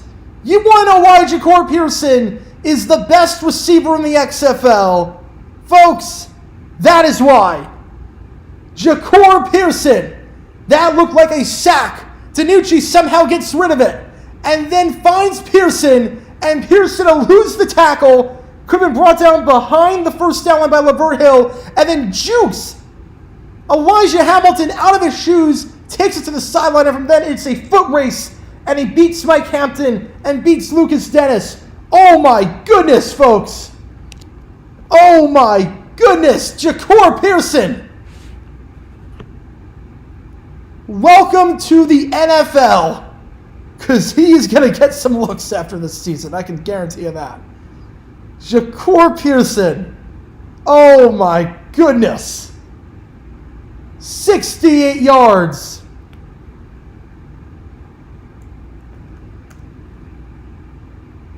You know, he could win MVP. I mean, a wide receiver win MVP would be a lot, but he has a chance. They're reviewing something. I don't know what they're looking at. But holy cow, Ja'Cour Pearson leads the XFL with 55 receptions. He leads the XFL with 610 receiving yards. In terms of catches of his 20-plus yards, he's got 7. That's tied for third. In terms of 40-plus yard catches, he is tied for third. In terms of first down grabs, he's got 30, which is first. Every receiving category Pearson is at the top of or near the top of. Crazy. Offensive holding challenge is what they're going to try and say. I guess on 55? On Chris Owens? I don't know about that. See, holding is tough to overturn. Holding is tough to overturn. Unless the guy gets dragged to the ground like we saw in the Arlington game. But that was also, you had nothing to lose. The call on the field stands. St. Louis loses their challenge. St. Louis loses a timeout. And they lose any momentum that they had.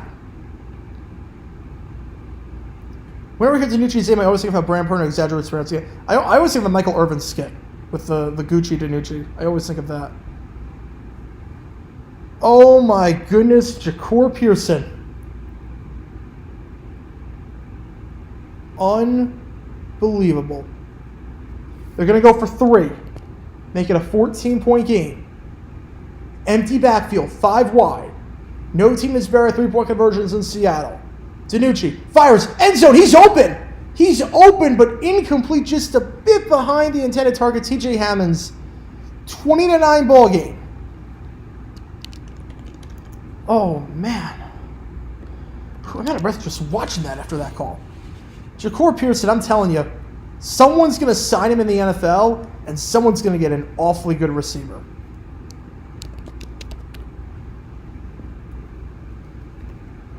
Guys like him are what this league is all about. I mean, Ja'Cour Pearson is a stud. He doesn't have a Wikipedia page. He is a stud. He is the star of the XFL. Whew. That is insane. Oh my goodness. I didn't do much of anything in college either. He only had 7 touchdowns, 1,464 yards. He was good at Western Kentucky, but didn't do anything at Ole Miss. Only scored 1 out of 5 seasons. Oh, man. Whew. Okay, I need to catch my breath after that one. Ja'Cour Pearson just threw me off. Need the oxygen. Yeah, I need the oxygen check, not Pearson. No, Pearson did nothing there. I'm the one that needs the work.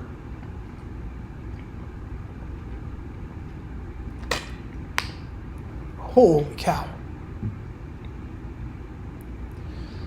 Whew, crazy, crazy stuff. My cup of coffee is conflicted. The mug is a Starbucks one from St. Louis, yet the coffee is Seattle's best. Yeah, but it's not the world's best. So, that's clearly the shop, the New York coffee shop in Elf. That's the world's best cup of coffee. So, Seattle's best? Not really. So I'd say the mug is rooting for St. Louis in that case. 20-9. Seattle needs this game to keep their playoff hopes alive, their season hanging on by a thread. They win this game, we have chaos next week. Where every single game will mean something. Except maybe Houston-Arlington. Houston-Arlington might not mean anything if San Antonio loses to DC. But if Seattle wins, we're guaranteed that 3 of the 4 games will mean something. We're guaranteed. Both games on Saturday mean something. If the Sea Dragons win this game. Sea Dragons win, then the Vegas game will mean something, the final game of the season. Houston, Arlington might not mean anything depending on what San Antonio does against DC. And then DC can rest their starters. But on the flip side, resting your starters means no Tamu. It means De'Ara King. And De'Ara King is still a very good quarterback. But on top of that, will they rest Tamu knowing that he has a shot at MVP? I don't know. We'll see. Because if it comes down to McCarron versus Tamu, if it comes down to that, remember, McCarron did not play one game. And remember, with all this watching Seattle season, they were 0-2. On top of that, they were trailing Vegas. It was 4th down. And they threw a bomb to Josh Gordon, and it was caught. If that ball was not caught, if they did not convert that 4th down, they would be 0-3. And now here they are as one of the best teams in the XFL. We're having the first game in the words of JPC just to chill. That was a crazy first game. I mean, DC Seattle, that first game was nuts. The second game was also nuts. The first game was a special kind of nuts. That was insane. Holy cow. 1st and 10 at the 31-yard line for St. Louis. 11:30 left. McCarron, empty backfield.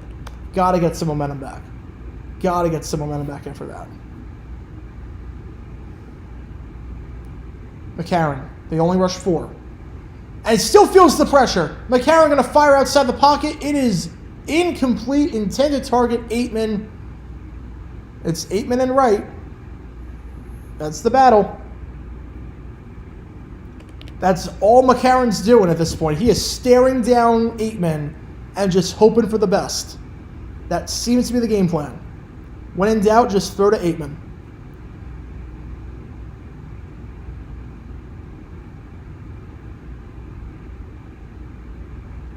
The crazier things flip like that happened to the 2011 Pirates of that 19-inning blown game. Yeah. I mean, the Cardinals, too, when they lost in 19 innings, they lost like the rest of their games. But fortunately, the Brewers also played some terrible baseball. Handoff gets about 2 yards. Not a lot doing there. 33-yard line. 3rd and 8.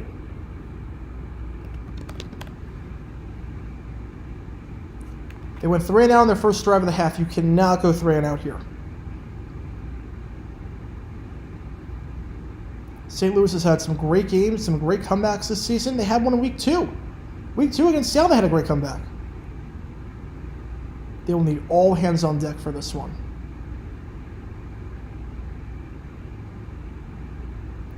Third and 8. McCarron drops back. Feels the heat, just has to throw it into the dirt. Intended for Jake Sutherland. I guess they're trying to run a tight end screen, but you got to give your guy a chance at least to catch that ball. That is thrown into the dirt. That is a 3 and out. Back-to-back 3 and outs to start this second half. Yeah, Marino fake spike, kill the Jets. Yeah. Sometimes there are back-breaking losses and crazy wins that turn things around. And this was one of them that just turned things around for the Sea Dragons.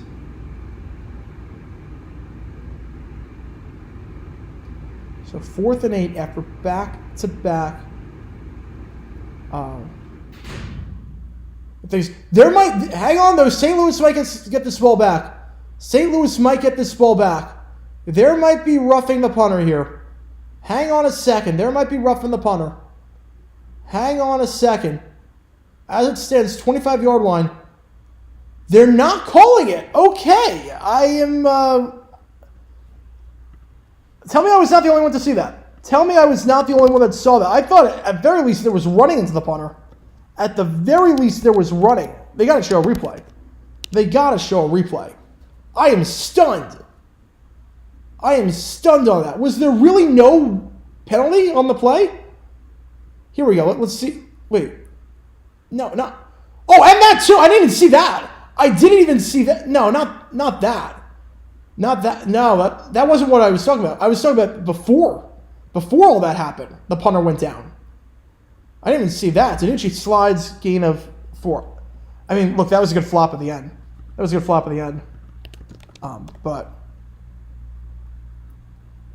that wasn't what I was talking about. That was not what I was talking about. I didn't even see that at first. I was talking about the punter went down before, like he went down, he got run into or roughed. That was what it was. And then he got back up and started running, and then that all happened. That was off camera. I didn't see any of that. I was talking beforehand. Philip Lindsay gets the handoff second time. He's got a hole at the 35. Down to 34-yard line. Gain of 5 on the play, 3rd and 2. Yeah, the rest reaction, I mean, that was great. That was a flop. That was clearly a flop. But before that, they didn't show a replay before that. I thought that for sure was something. At least a 5-yard penalty.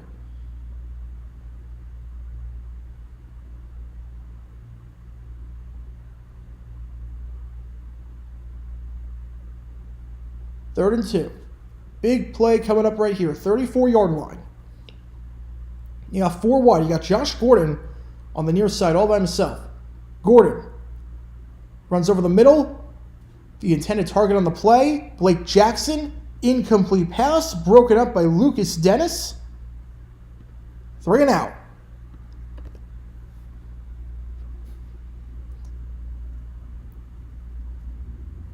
Oh, no, I love the refs' reactions to that one. Because that was clearly a flop. That one was clearly a flop. I was talking before that all happened. But the one after that was clearly a flop. That was a great reaction. 4th and 2. Austin Pearl back to return for, I believe, the 2nd time today. Low snap. The punt. Fielded at the 30-yard line by Pearl to the 35. Pearl to the 40. That's where he goes out of bounds.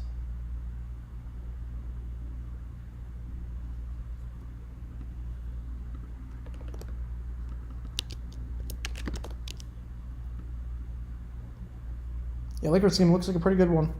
Cardinals-Pirates also 4-4 right now. That punter can get a job with WWE the way he sold that ball. That was a good sell, not going to lie. That was a very, very good sell. If you watch the replay, that wasn't what because that happened off. I was not even referring to that. I was referring to on the punt he then went down. I want to see that. They showed the wrong thing. 1st and 10. Fires out routes caught. Gain of 8 on the play. Catch there made by Gary Jennings Jr. Either way, it doesn't matter now. 2nd and 2 at the 48-yard line. For some quick possessions. In terms of baseball news happening, it's 4-4 Pirates Cardinals, bottom of the 10th. Cards have the bases loaded, 1 out, so ball out of the infield should do it. But we'll see. Left the bases loaded in the 7th. It looks like Jordan Walker's going to come up to bat.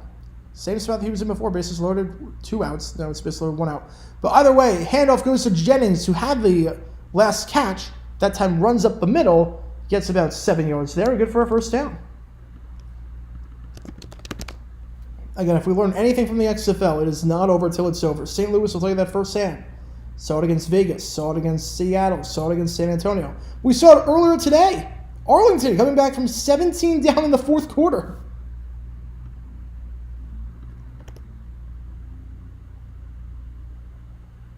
First and 10 to 44. Underrated MLB rivalry. Athletics versus Exterminators. That's a fun one. 15-yard gain there by Gary Jennings. 1st down. Underrated rivalry. I don't think people realize how much animosity the Dodgers and D-backs have for each other. I don't think people realize. Like, compared to other rivalries that the Dodgers have, like Giants rivalry is big, Padres rivalry is big. I don't think people realize the Dodgers D-backs rivalry, the animosity the two teams have toward each other.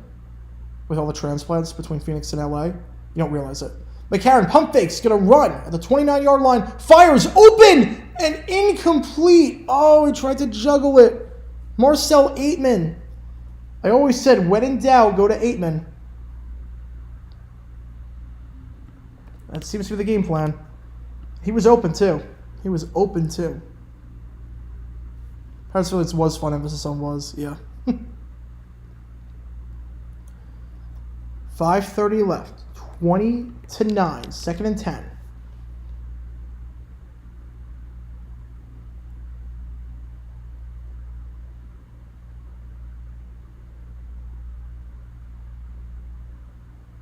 McCarron. Holding. This is going to come back. This is holding very clearly. That's how McCarron was able to get out of the pocket. Moving back 10 yards. Thank you very much. That was very, very obvious. I used to love and listen to McAfee, but then he started becoming going downhill. We keep it mainstream and Instagram. Yeah, McAfee's shtick, it does get old. It does get very old. Always cool to see a packed St. Louis crowd. Whereas I think McAfee became what he didn't want to be.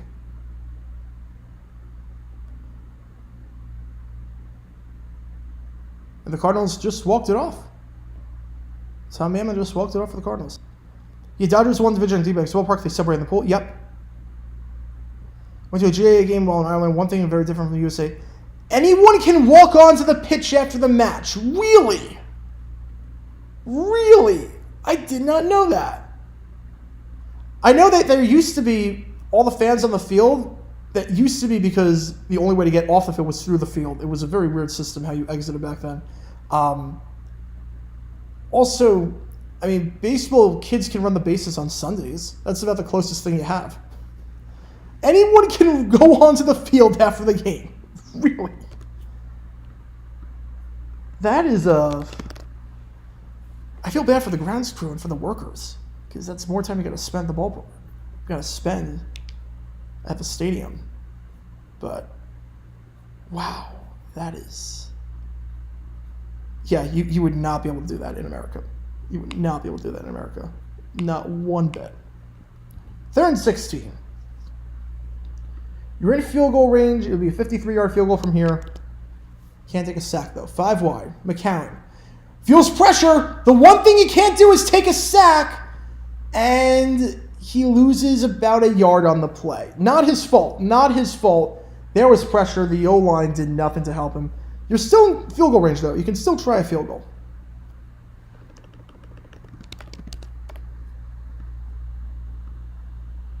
You can still try a field goal. Because McCarron was able to get back to the line at least, or come close to it. 54, 55-yard field goal from Donnie Hagman. Here we go. To make it a one-possession game. 54 yards. Kick is up. It is long enough, and it is straight enough. It is good. 54-yard kick is good. The special teams play. The kickers have been very good this year in the XFL. I have been very impressed with the kickers. There are going to be a lot of them that get tryouts in the NFL, and rightfully so. Got some leg on them. 20-12 is the score. So the Battlehawks cut it to a one-possession game. They get some offense. Again, Battlehawks, the first 2 drives, they got points. Hadn't scored since. Finally got something there. 20-12 ball game. They need a defensive stop here. Again, in terms of what's on the line, Seattle wins this game. Chaos week 10. St. Louis wins this game. They clinch a playoff spot. They clinch the number 2 seed. And there it is.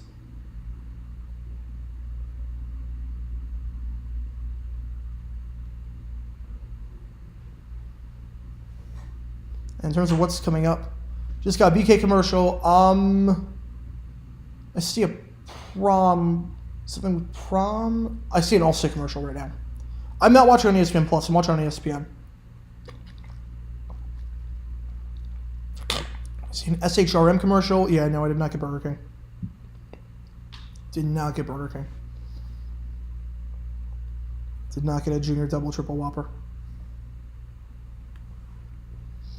We also, in other sports, a 101-98 game between Memphis and LA right now. It's been a really good day for sports. Had a crazy good XFL game, good NBA playoff game, Cardinals-Pirates walk-off. I mean, it's been a good day so far. Been a very, very good day so far in sports. A Zach Allen masterclass on the mound. Been good. It's been good. We still got a lot of time left in this one. 3:24 in the North Division. Essentially playing game. Essentially a playing game.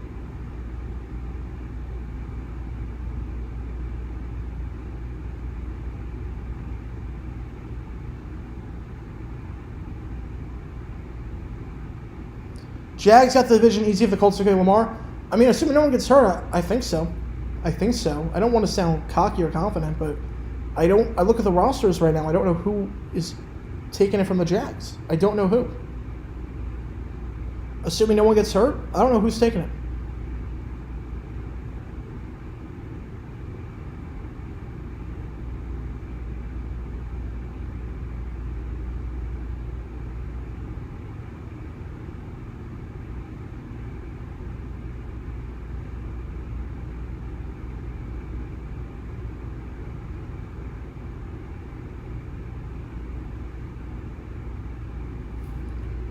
So we're back.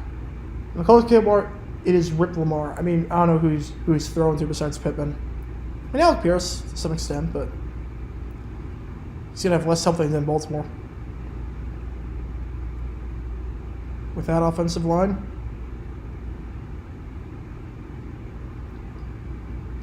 Right, 20-9.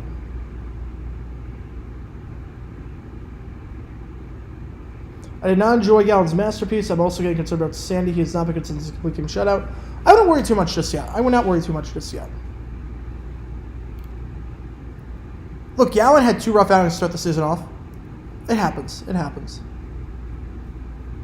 And really, the thing with Sandy, I mean, he was pitching well today. He had, 5 innings with 8 strikeouts? It just imploded in the 6th. He just had 1 bad inning. I wouldn't be concerned with Sandy. He just had 1 bad inning. This is the glue factory. Seattle gets the ball first and 10, their own 25-yard line. If Sandy peaked, I wouldn't say that. Look, he's young. I mean, he's one of the best pitchers in baseball. He's still a very good pitcher. He had a rough inning today. He had a rough inning, that's all. He was still destroying the D-backs' bats with strikeouts and whatnot.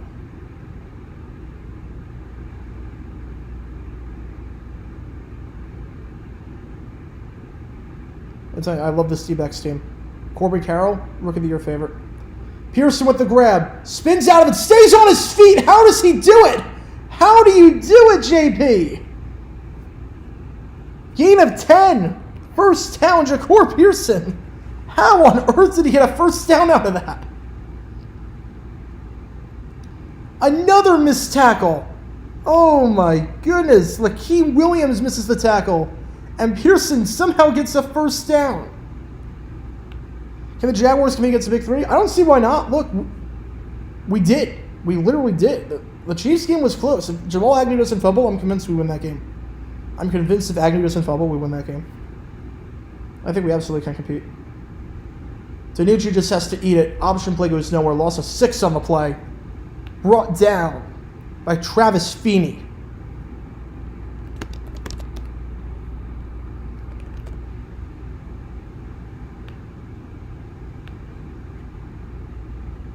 Especially now that the Jags have a deep threat at wide receiver. They have an actual wide receiver 1. Then go up and catch deep balls, jump balls with Rarely. Watch out. This offense is going to be scary good. Calvin really going to be better than Kirk, you think? I don't know. Kirk was very good for us. Really hasn't played in 2 years. But he's got the potential to be.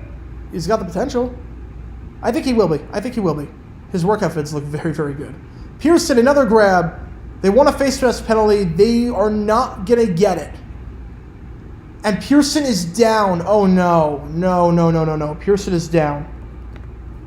Oh, no. Ja'Cour Pearson. He went down. Oh, no.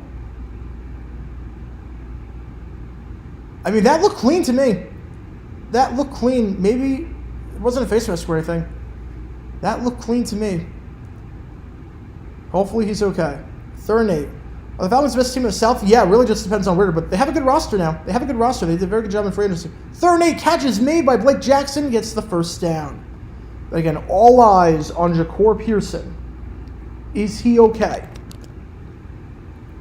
If the Jags draft well and avoid injury, can they make the Super Bowl? I think they can, yeah. I mean, I think the Chiefs are still the favorite, but it would not shock me if the Jags made it. It really wouldn't.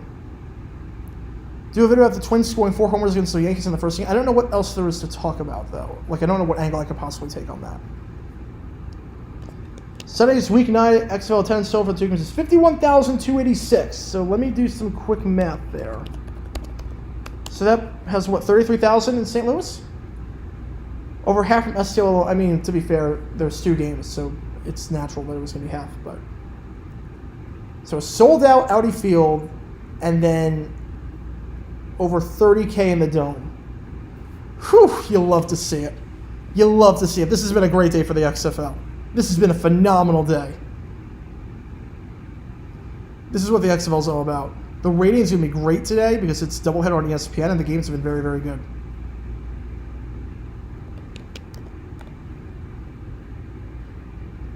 33,142 in attendance.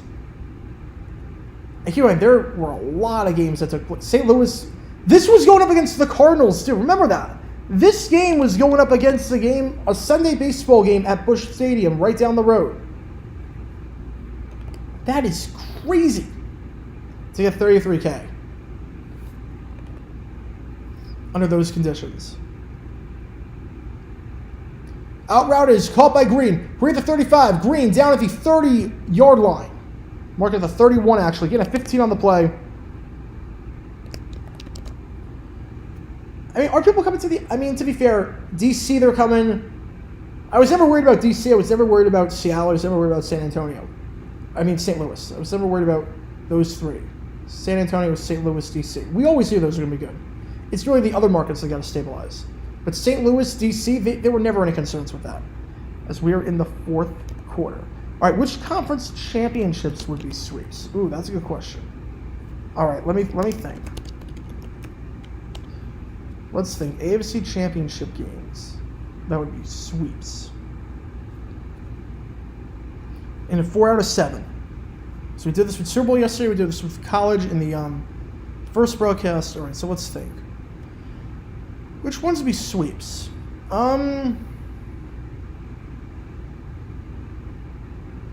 I think 78 Steelers would have swept the Oilers. I don't think they were in the same league by the end of it. I really don't. By the end of the season, the Steelers were just on a different level. I think that would have been a sweep.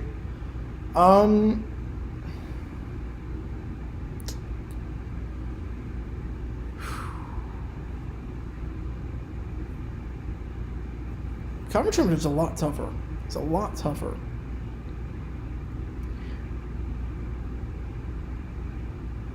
Bills Raiders, I think that probably would have been a sweep. The Bills were on another level compared to the Raiders that season.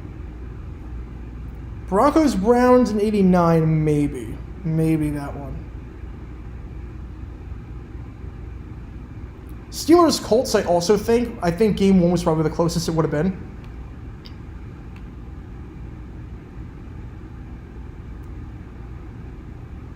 Let's see, what other ones? Titans, Jaguars, I would have been a sweep. Titans, Jaguars, I mean, basically I swept them already, so I'd say, yeah, Titans, Jags, unfortunately, would be a sweep. Let's see, what other ones? What other ones? Raiders had the Titans number in 02. Had their number in 02. So I would say that would be one. Pats in 03 against the Colts, I feel like that would have been. Pats Chargers also in 07 would have been a sweep. And they were undefeated for crying out loud, so I got no problem saying that. Colts Jets in 09 would have been a sweep. Colts Jets in 09. I would also add to that Patriots Colts in 2014, I think would have been a sweep.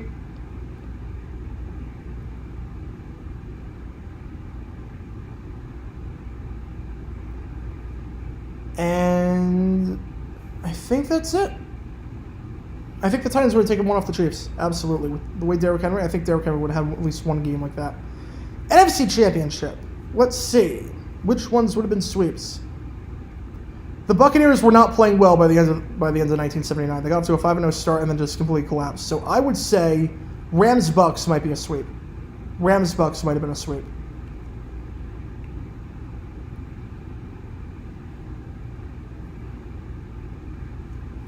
Cowboy, no, I can't say any other ones in the I can't say any other ones in the 70s. Maybe Cowboys Rams in 75. Maybe Cowboys Rams 75. Washington Detroit, absolutely. Washington Detroit absolutely would have been. Bears Rams in 85, forget about it. That's an easy sweep. Niners Rams in 89 would have been a sweep. I think the Vikings take one off the Giants in 2000. I think the Vikings take one. Packers Panthers I think would have been a sweep. Seahawks Panthers would have been a sweep.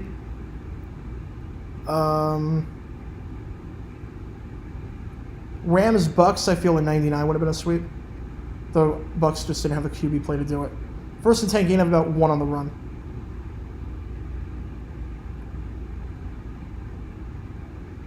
Eagles, Falcons also would have been a sweep. Raiders, Seahawks 83. I mean, they split the season series, so I think Seattle would have taken one. I think they would have taken one.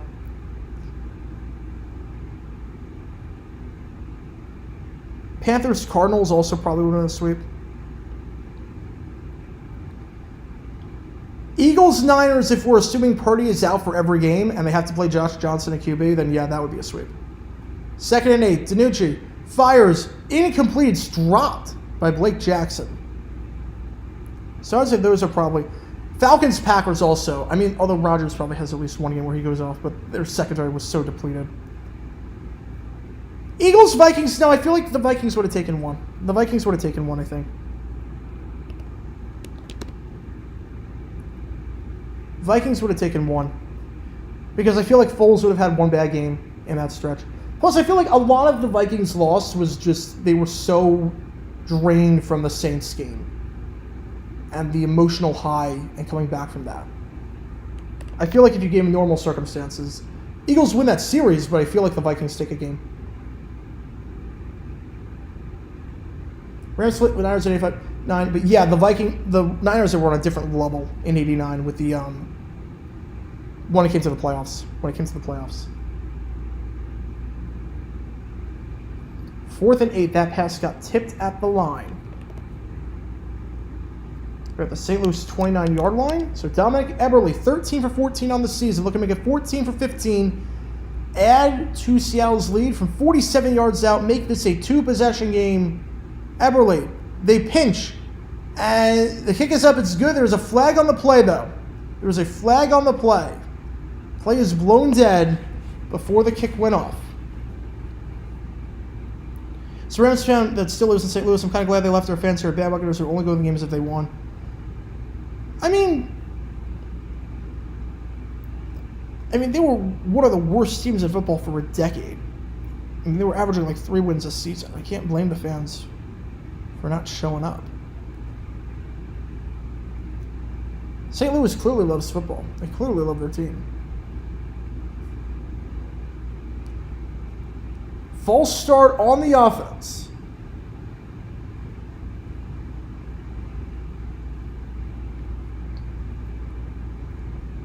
Haslett is furious about this. Will they still try a field goal? Be a 52-yard kick from here. Eberle is still out there. 52-yard kick, so moving back 5. Here we go. He hit from 47, but they blew it dead. 52. Kick is up. It is no good. It is no good. It was drifting left all the way. Eberle, for just the second time, misses the field goal. For just the second time all season, misses a field goal. And just like that, the Battlehawks take over down by 8 with 12:58 left in this ball game.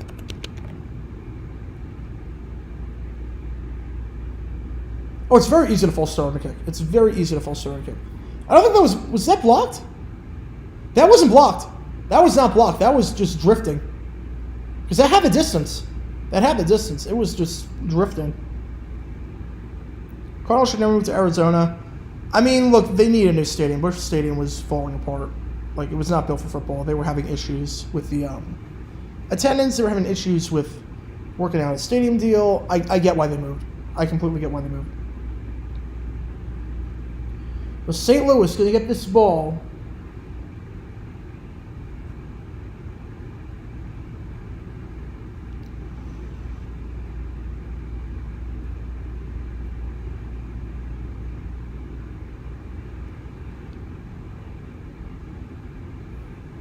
Is that Brett Maher? Niners seriously would call it for 3 games because both sides are beating each other up so much. Pretty much. 2nd and 2. Against St. Louis, the Battlehawks are a comeback team. Came back against San Antonio the first week. Came back against Seattle. Came back last week against Vegas with improbable odds on a fake punt. 2nd and 3 at the 49. Handoff goes to Gary Jennings Jr. Needs 3 yards. He got 2. He only got 2 yards there. Tackle there by Antoine Brooks. They're in Seattle territory. It's 4 down territory at this point. 3rd and 1. Calls a lot of time. McCarron is king in the fourth quarter. Absolutely. This is where he shines. Must have been weird that both pro teams in St. Louis named the Cardinals. I mean, it wasn't unusual. New York Giants, Chicago, not Chicago, but the New York Giants, Brooklyn Dodgers, New York Yankees, all teams in football and baseball. 3rd and 1. Slant route. It is caught. First down. Vicious shot, but down at the 45-yard line.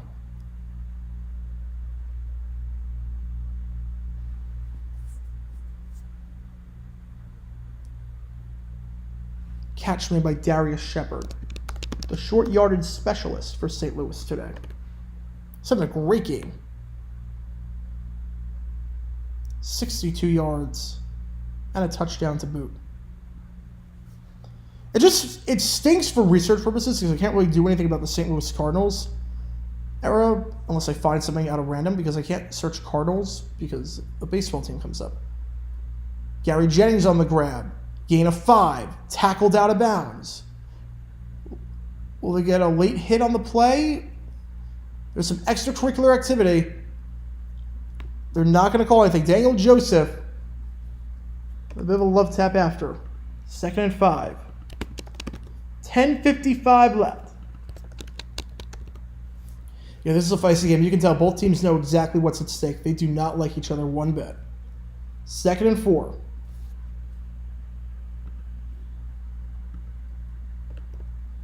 Yeah, Real Madrid, like FC Barcelona, you could be talking about the basketball team too. 2nd and 4. Ball to 40. McCarron fires well out of bounds. Intended target on the play. Akeem Butler, who has no catches today.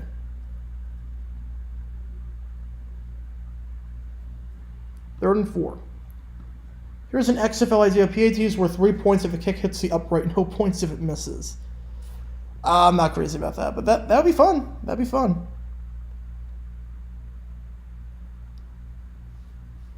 3rd and 4. Ball to 40. McCarron, empty backfield. Feels pressure. Avoids the sack. Still alive. Fires. Incomplete pass. Incomplete. Number 9 on the Sea Dragons. And my depth chart is all off, so I cannot say exactly who it was.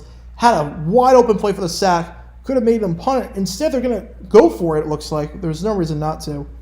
Because you punt this ball, it goes out of the end zone. It's only a 5-yard net punt.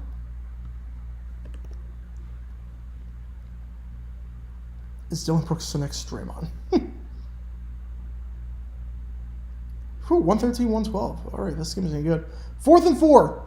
Empty backfield. 9:30 left. Huge play coming up right here. McCarron, 5 wide. You got Aitman one-on-one. He's looking his way. He's got it. He is short of the sticks, though. You knew it was going to Aitman, and Wright played that perfectly. Made the open field tackle. They needed 4. They only got 3. Just like that, Seattle football with 9:11 left in this contest. That was pure bait by Seattle. That was so well done. That was pure bait. Oh my goodness. Seattle intentionally had one-on-one, 8-man against Wright, because they knew McCarron would look that way. He looked that way, and Wright made sure to tackle him short of the sticks. They baited him perfectly into that. Oh, that was masterfully done. That was masterfully done by defensive coordinator Ron Zook. That was beautiful, and obviously a great open field tackle by Wright. That is phenomenal coaching. That is phenomenal coaching.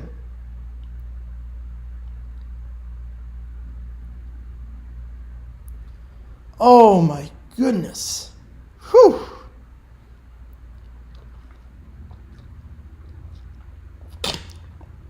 They knew McCarron was only going to look one way. And that way, the only way he was going to look was to Aitman.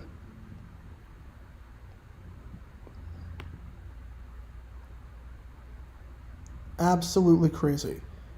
Aitman has been targeted 11 times today. 11 out of 30 targets have gone to Aitman.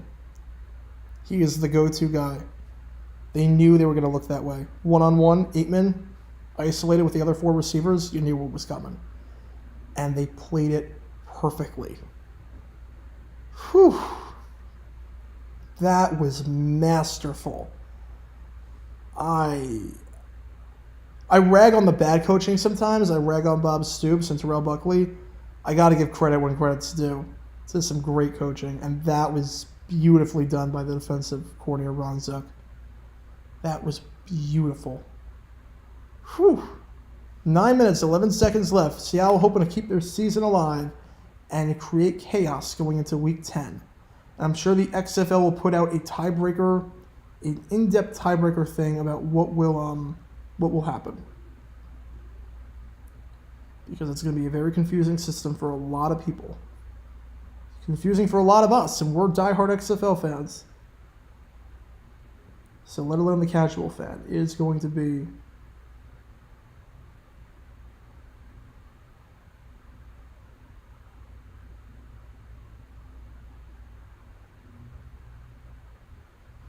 absolutely crazy.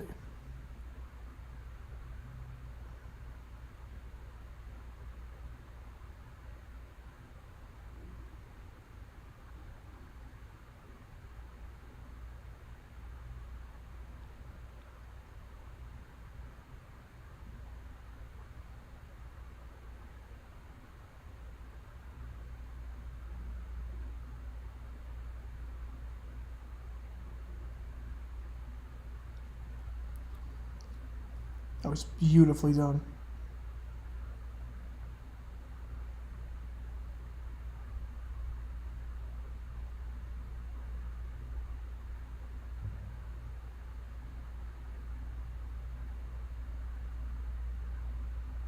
First down, DiNucci. Going deep. Double coverage incomplete. Intended target on the play.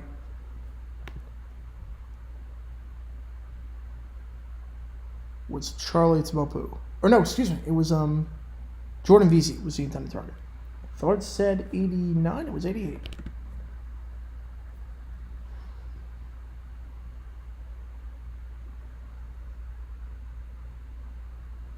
You know, 8:45 left. Again, if you've been here for all 6 hours of streaming, thank you so much. This has been a phenomenal day for the XFL. Empty backfield, 5 wide. DiNucci scrambling. He's going to take off with his legs to the 40, out of bounds to the 43-yard line. Forced out of bounds eventually by Elijah Hamilton. Gain a 6 on the play.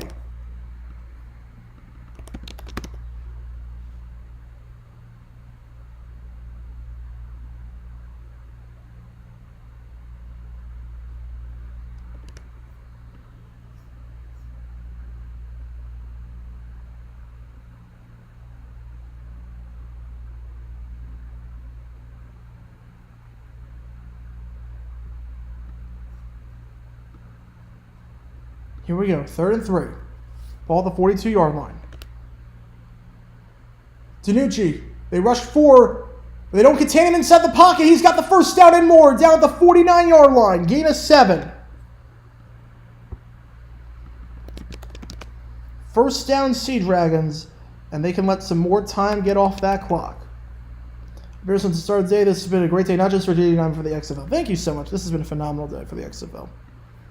Love to see it. The ratings are going to be very, very good.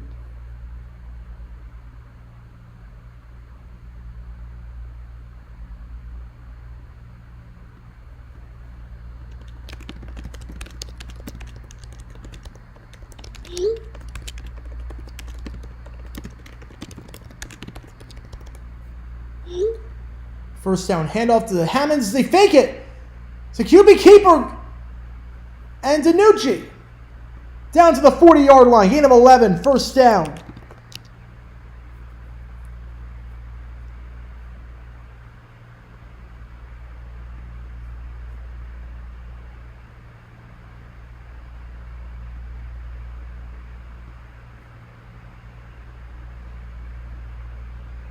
.646 left. And if Seattle doesn't turn it over, St. Louis has only gained this ball back with about 4 minutes left to work with. And they might be down by 2. This one is looking like on thin ice at the 37-yard line. Can they get the snap off before it hits 0? They do not. DiNucci calls a timeout. DiNucci calls a timeout. They have 2 left. So 6:27 left. Again, St. Louis will not get the ball back until about 4 minutes left. At that point, they might be down by 11. It might be a 2-possession game.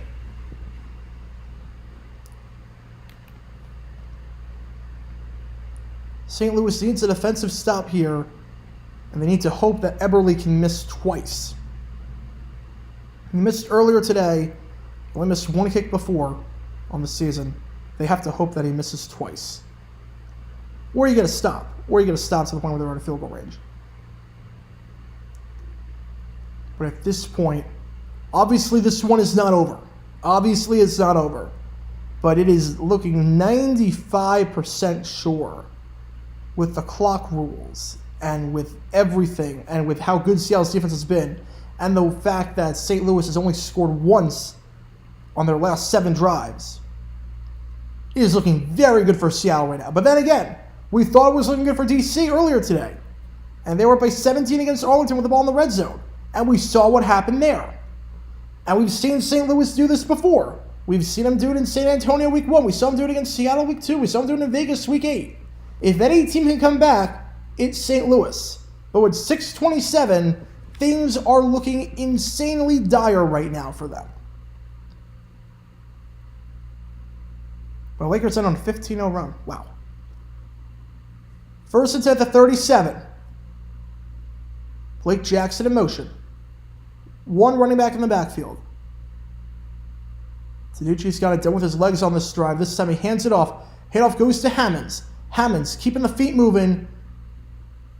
Gets about 2 yards there. I should note, we have not heard Ja'Cour Pearson's name at all since the horse collar that wasn't called. Having said that, Pearson is back in, which is good to see. Oh, FX is a bad sports channel, for sure. It is. Because the problem with FX is that you have to actively go out of your way to find it. You should not have to actively go out of your way to find a sports channel. If you want to show the game, that's one thing, but if you want ratings, you should not have to go out of your way to find it. Because no gym is showing it, no bar is showing it right away. That's the problem. Tanucci, going deep. He's got a man, and it is intercepted. The one thing he couldn't have happened. It is picked off. Oh my goodness. The one thing he couldn't have happened. Lucas Dennis. Danucci's got to know. That's been his main problem all season. The ill-advised throws into the end zone. This game was won. Literally, Seattle was in field goal range. They could take it down to 4 minutes, make it a 2-score game with 4 minutes left. All you had to do was not throw a pick, and he takes the home run shot into double coverage. Oh my goodness, Danucci giveth and Danucci taketh away. Oh my goodness, what was he thinking? How many times? That's like the 4th or 5th time this season I said that Danucci can't turn the ball over, and sure enough, he does. Oh, he is so wild. It's like watching Brett Favre play in this league. Oh my goodness, at the 10-yard line now, empty backfield. McCarron, curl route. It's Ballmer, and that is picked off! Oh my goodness, that one is picked off! It is Bryce Thompson! What on earth is going on? Bryce Thompson! No harm done! Seattle's got it back. Darius Shepard dropped the ball. That one is not on McCarron. That's a second pick, but that is not on him. And Bryce Thompson, who has been all over the place today, makes the grab. They're going to review it. It looked clean from that angle. First and goal at the 10-yard line.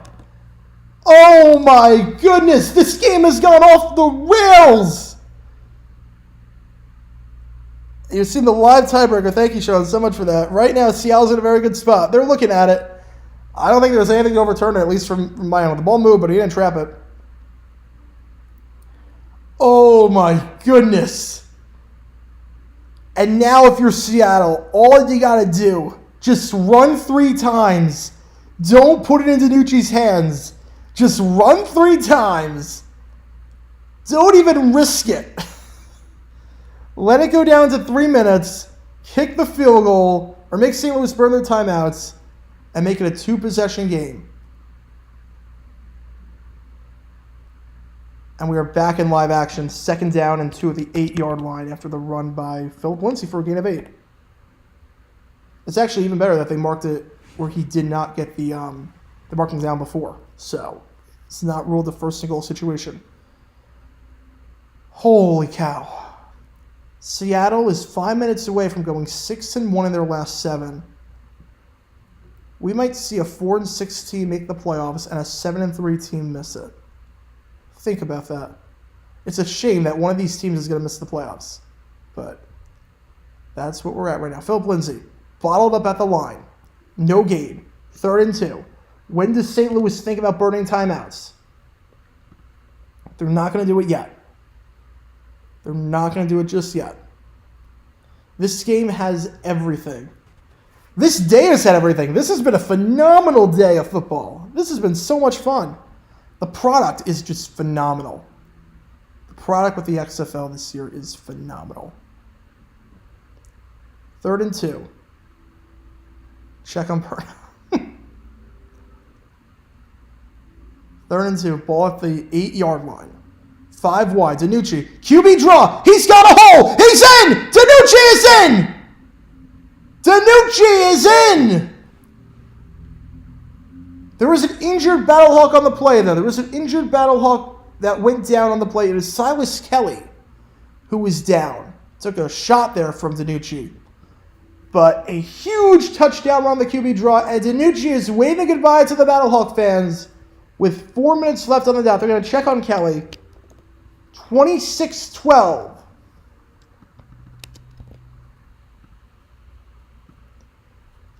Not game over yet. Because again, with the 4th and 15 rule, it's close. But remember, the Battlehawks have come back 3 times before this season in crazy fashion. Their offense has been stagnant ever since the first quarter. It has been stagnant. It's not over yet. A touchdown drive, a 4th and 15, and another touchdown drive with 2 timeouts, it is doable. It is absolutely doable. But time is running out. This one might be too much. As things stand, both teams will be at 6-3, and we have a very complicated tiebreaker scenario on our hands going into the final week of the season. As things stand, we're going to live stream the Seattle-Vegas game. Because like I said, I would not live stream that game if Seattle lost this game because Seattle-Vegas would mean absolutely nothing. There'd be no real point in doing that. Because again, Saturday we're doing both XFL games. Sunday we were doing the Seattle-Vegas game. So we're doing 3 XFL games next week to wrap off the regular season. This has been so much fun. Crazy game. Ben DiNucci with the QB draw mixed up for that interception. And a pretty good game otherwise. 242 yards passing, 38 yards rushing, 2 passing touchdowns, 1 rushing touchdown.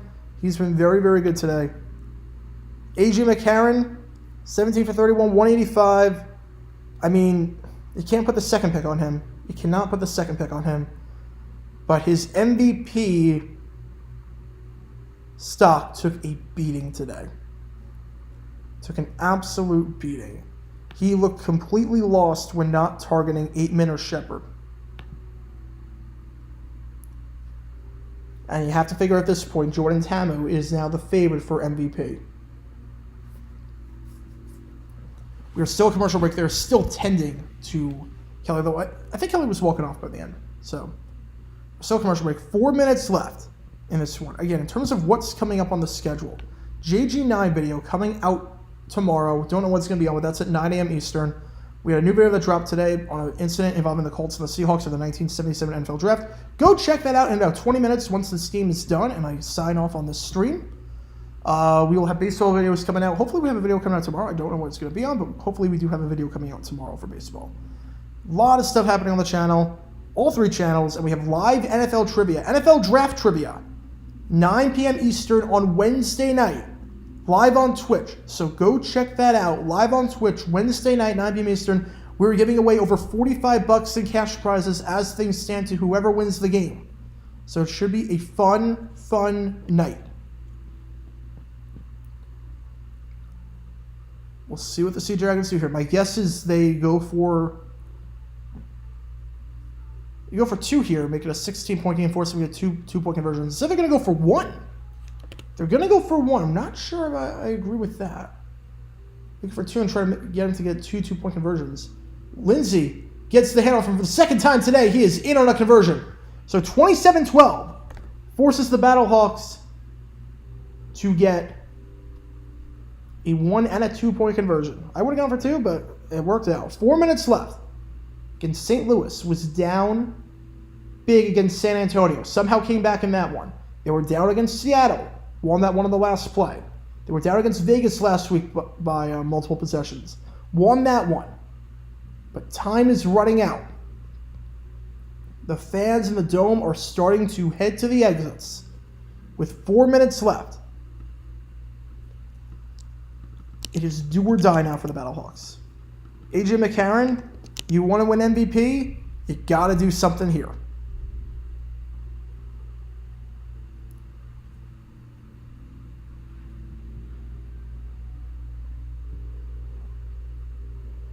And there are so many complicated scenarios for the tiebreaker that we will. It's a shame that Seattle and St. Louis are not playing at the same time because I really wanted we need more points scenario. I really wanted that, but it will be crazy nonetheless next week if Seattle can hold on. Kickoff return out to the 28-yard line. Return there by Darius Shepard. All right. Phillies won 14-3. I'm not surprised. They're up 9-0 after the first inning. Not surprised. They got to go 72 yards. They get a 4th and 15. And then go another 60-some-odd yards. They got 4 minutes to do it. They got 2 timeouts and the 2-minute warning. Time is not on their side, but if any team can do it, based on what we've seen this season, it's St. Louis. Empty backfield. 5 wide. McCarron drops back. Feels the heat. He goes down. He goes down. He goes down on the play. It is Tarakois Tisdale who brings him down. It's the last thing they could afford to have happen. Tisdale with the sack. McCarron unable to break free out of that one. 2nd and 14 at the 23. McCarron, screen pass. Goes to Kareem Walker. Nothing doing there. Only a gain of 1. More than fine for the Sea Dragons. It's Nico Lalos. Who else on the tackle? Lalos has got to be the best defensive tackle in this league. 3rd down. 3 minutes left. This one is looking over. This is looking very dicey. The Battlehawks season on the line right here. 3rd down and 14 at the 24-yard line. McCarron drops back. Signaling traffic. He goes down! He goes down! It's Tisdale once again! Tisdale with his 2nd sack on this drive. 2:30 left. They cannot get past the Seattle defensive line. 4th and 18. Here we go, folks. This is the ball game. And McCarron is walking to the sideline, from what I can tell.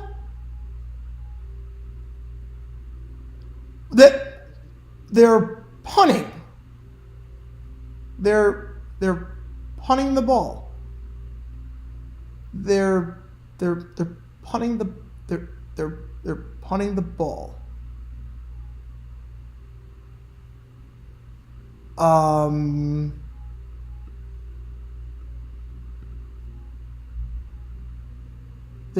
They're punting the ball. They're punting the ball.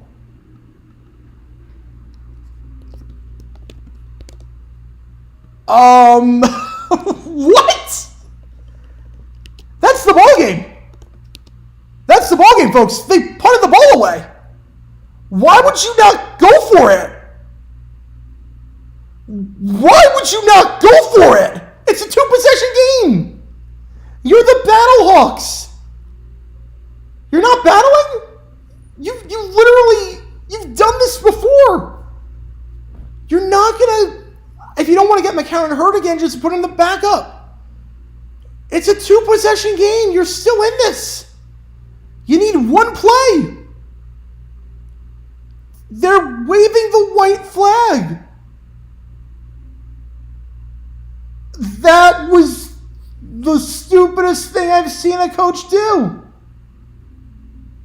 They're punting down by 15 in a 2-possession game.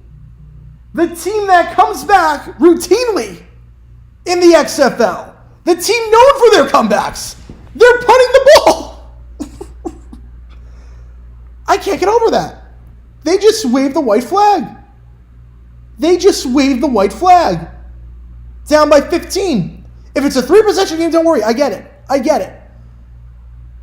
get not wanting to get McCarron hurt. Just put in the backup then.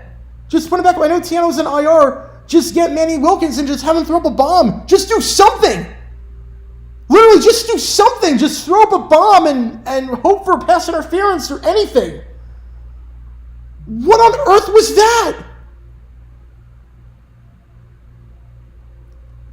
I'm baffled.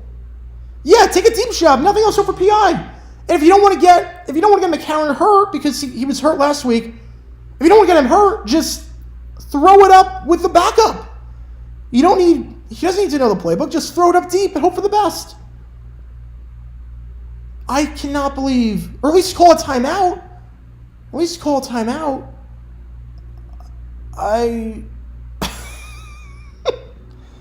Oh, this was such a good day of football, and then the Battlehawks and Anthony Beck just broke me.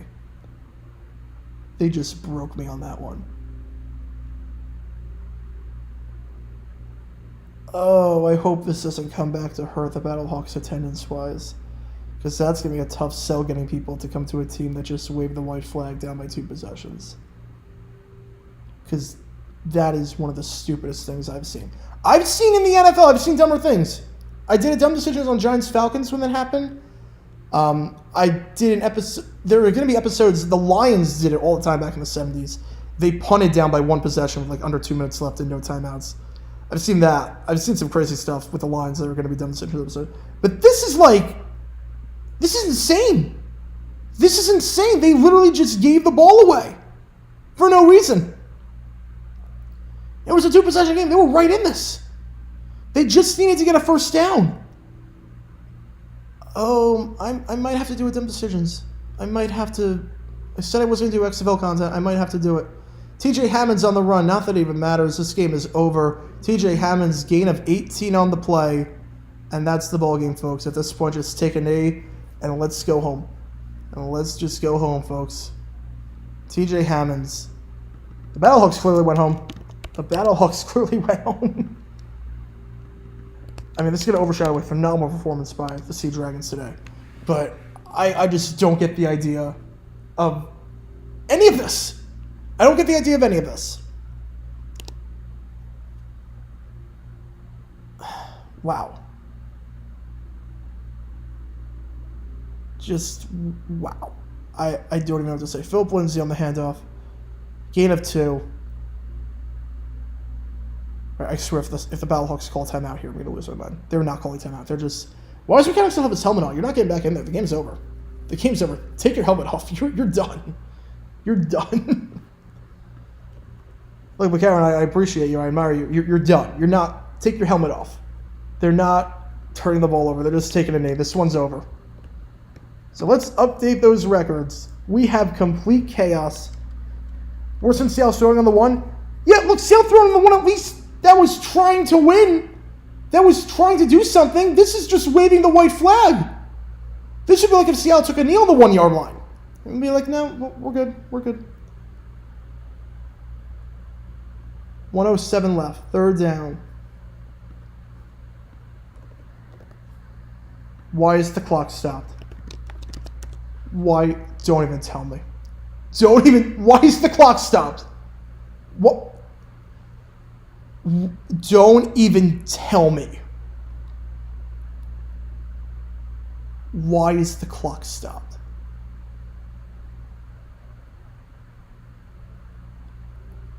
Show the timeouts. Show the score. Show the timeout bug. Come on, ESPN. I don't want to see a playoff series. They called timeout! What are they doing? What are they doing? They called timeout! Wait, so are they waving the white flag or not? What is the point? What is the point of any of this? Why do they call timeout? Wait, so you wave the white flag, and then you don't wave the white flag? I mean, they got the first down, so it doesn't matter, but what? I'm broken. This is pathetic. So you surrender the game by punting down by 2 possessions with 2 minutes left. Oh, now they're calling another timeout. They're just going to call another timeout. Yeah, why not? Yeah, because that's really going to matter. So not only are you surrendering by calling the timeout, by not calling timeout, but then you're going to call timeout after you surrendered. What is happening? This is the dumbest thing I have ever seen an XFL coach do. I think this is going to be a dumb decisions vid if I can find the footage. Oh my goodness. I don't even know what to say. So Anthony Beck either wants to surrender or doesn't want to surrender, and he has no idea what he wants to do. And now I don't know why Seattle's even calling plays. Just take a knee. Don't even risk anything. With G.G. Hammonds with a gain of 5. Just take a knee, get out of here. What on earth? So you punt the ball away. Let me get this straight. You punt the ball away because you're giving up. You're essentially waving the white flag. You're giving up. And you're saying, we don't want McCarron taking any shots. We don't want him getting hurt. He's taking 2 sacks on 3 plays. He's coming off an injury. We're waving the white flag. We're going to move on to week 10 and hope for the best. And then you're like, change your plans. We're not doing that. We're going to call timeout for no reason.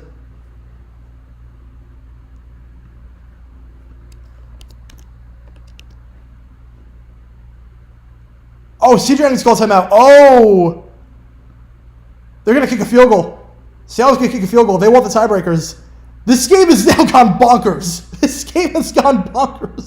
They're going to have Eberle try a field goal to boost their tiebreakers. This is shades of Dallas, Washington 79 all over again. Casual fans are super confused right now. This is for the tiebreakers. This is genius on the part of Haslett. And it's part of the reason why Anthony Beck was stupid for calling those timeouts. It made no sense. This is St. Louis deserves everything that's coming to them for this. This is pathetic on so many levels. 27-12. This is for an 18-point win. It will help them in the tiebreaker scenarios going into next week. 36-yard kick. The dome is empty at this point. Eberle, it is good. Final score, 30-12. What the heck just happened? Oh, I'm staying on for a bit. Oh my goodness. I don't know what Anthony Beck was doing. With anything there. I don't know what he was doing. Waving the white flag and then calling timeouts for no reason. Zach with a $2. Thank you so much. Anthony Beck just said Arthur Smith. Yeah, I mean, look, Arthur Smith, I think people overlook him because he was with the Falcons and no one really paid attention to the Falcons the past 2 years. He's had some horrible clock management skills. He's been terrible clock management-wise. So,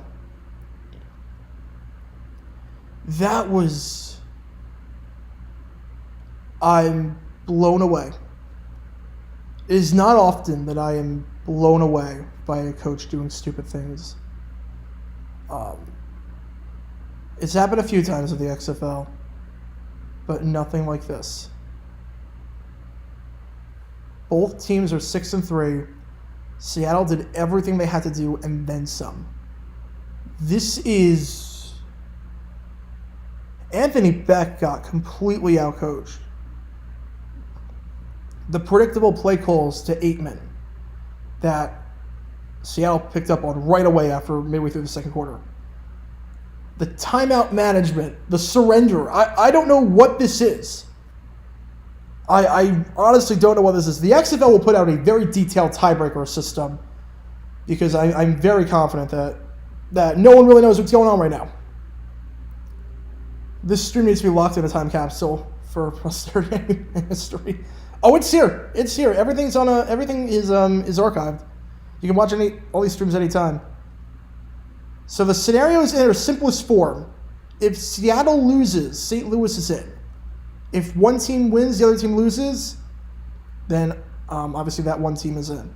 7-3 for both, we get complete chaos. And the XFL will put in a detailed tiebreaker system where it comes down to points scored, points allowed, point rankings. It's going to come down to just about everything at that point. St. Louis is not in with a win. They're not in with a win. They need a win and a Seattle loss. They need a win and a Seattle loss. According to the flow chart, that someone posted on the XFL subreddit, it comes down to rankings. So St. Louis is not in just with a win. If they won today, they'd be in, but they are not in if they win. They are not in if they win. Because the first tiebreaker is season series, they split it. Second tiebreaker is division win-loss. Seattle, if they beat Vegas, they'll be 3-3. Next one is strength of victory, while their wins were against the same opponents. The next tiebreaker is average ranking of offense and defense. I'm telling you, they are not in with a win. They are not in.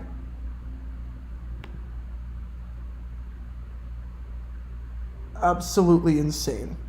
I am blown away by how poorly St. Louis played. So in terms of the XFL schedule, here's what's coming up in terms of the XFL schedule. Saturday, we got 2 games. We're calling both of them doubleheader. Orlando, St. Louis. Obviously a big game. We're calling that one. DC, San Antonio. We're calling that one at 3 o'clock Eastern. Big game for both of those teams. San Antonio needs a win in order to make the playoffs or keep their playoff hopes alive. St. Louis obviously needs a win against Orlando badly, especially after today. Sunday's games, Houston-Arlington, we can't do that one, but we can do Vegas-Seattle at 7 p.m. Eastern, where Seattle needs a win. They need some help depending on what St. Louis does. It's going to be very, very interesting. We'll put it that way. But St. Louis is going first. So Seattle will know exactly what they have to do and how much they need to win by, how much they need to score, how much they can allow. They'll know everything at that point. Whew. It's been a long day of streaming. 6 continuous hours of the XFL wraps up in truly bizarre fashion. I'm trying to process what just happened. I'm trying to process everything. But I think that's going to conclude this stream. I think I am done. Thank you guys so much for tuning in. This has been a blast of a stream. This has been so much fun. Today was crazy in the XFL. We had an overtime game, and we had whatever the heck just happened here between St. Louis and Seattle. Week 10, for all the marbles, is going to be an exciting, exciting week. I cannot wait for it. And hopefully you guys tune in with me as we enjoy the final regular season week of the XFL. Absolutely crazy stuff. And I'm sure the XFL will be posting in detail the tiebreaker scenarios. Thank you so much for tuning in. Thank you, Weather Chart. Thank you, WVU. Thank you, everyone, for all the love and support. With that being said, I'm going to call it there. This is Jerry9 signing off. Have a great rest of your day, everyone. Enjoy the rest of your weekend. I'll see you guys for Wednesday night trivia at 9 p.m. Eastern. I will see you guys for some JG9 videos, some JG7 videos, some JG8 videos coming out. And I will see you guys, most importantly, this weekend, Saturday, Sunday, for the final week of the XFL regular.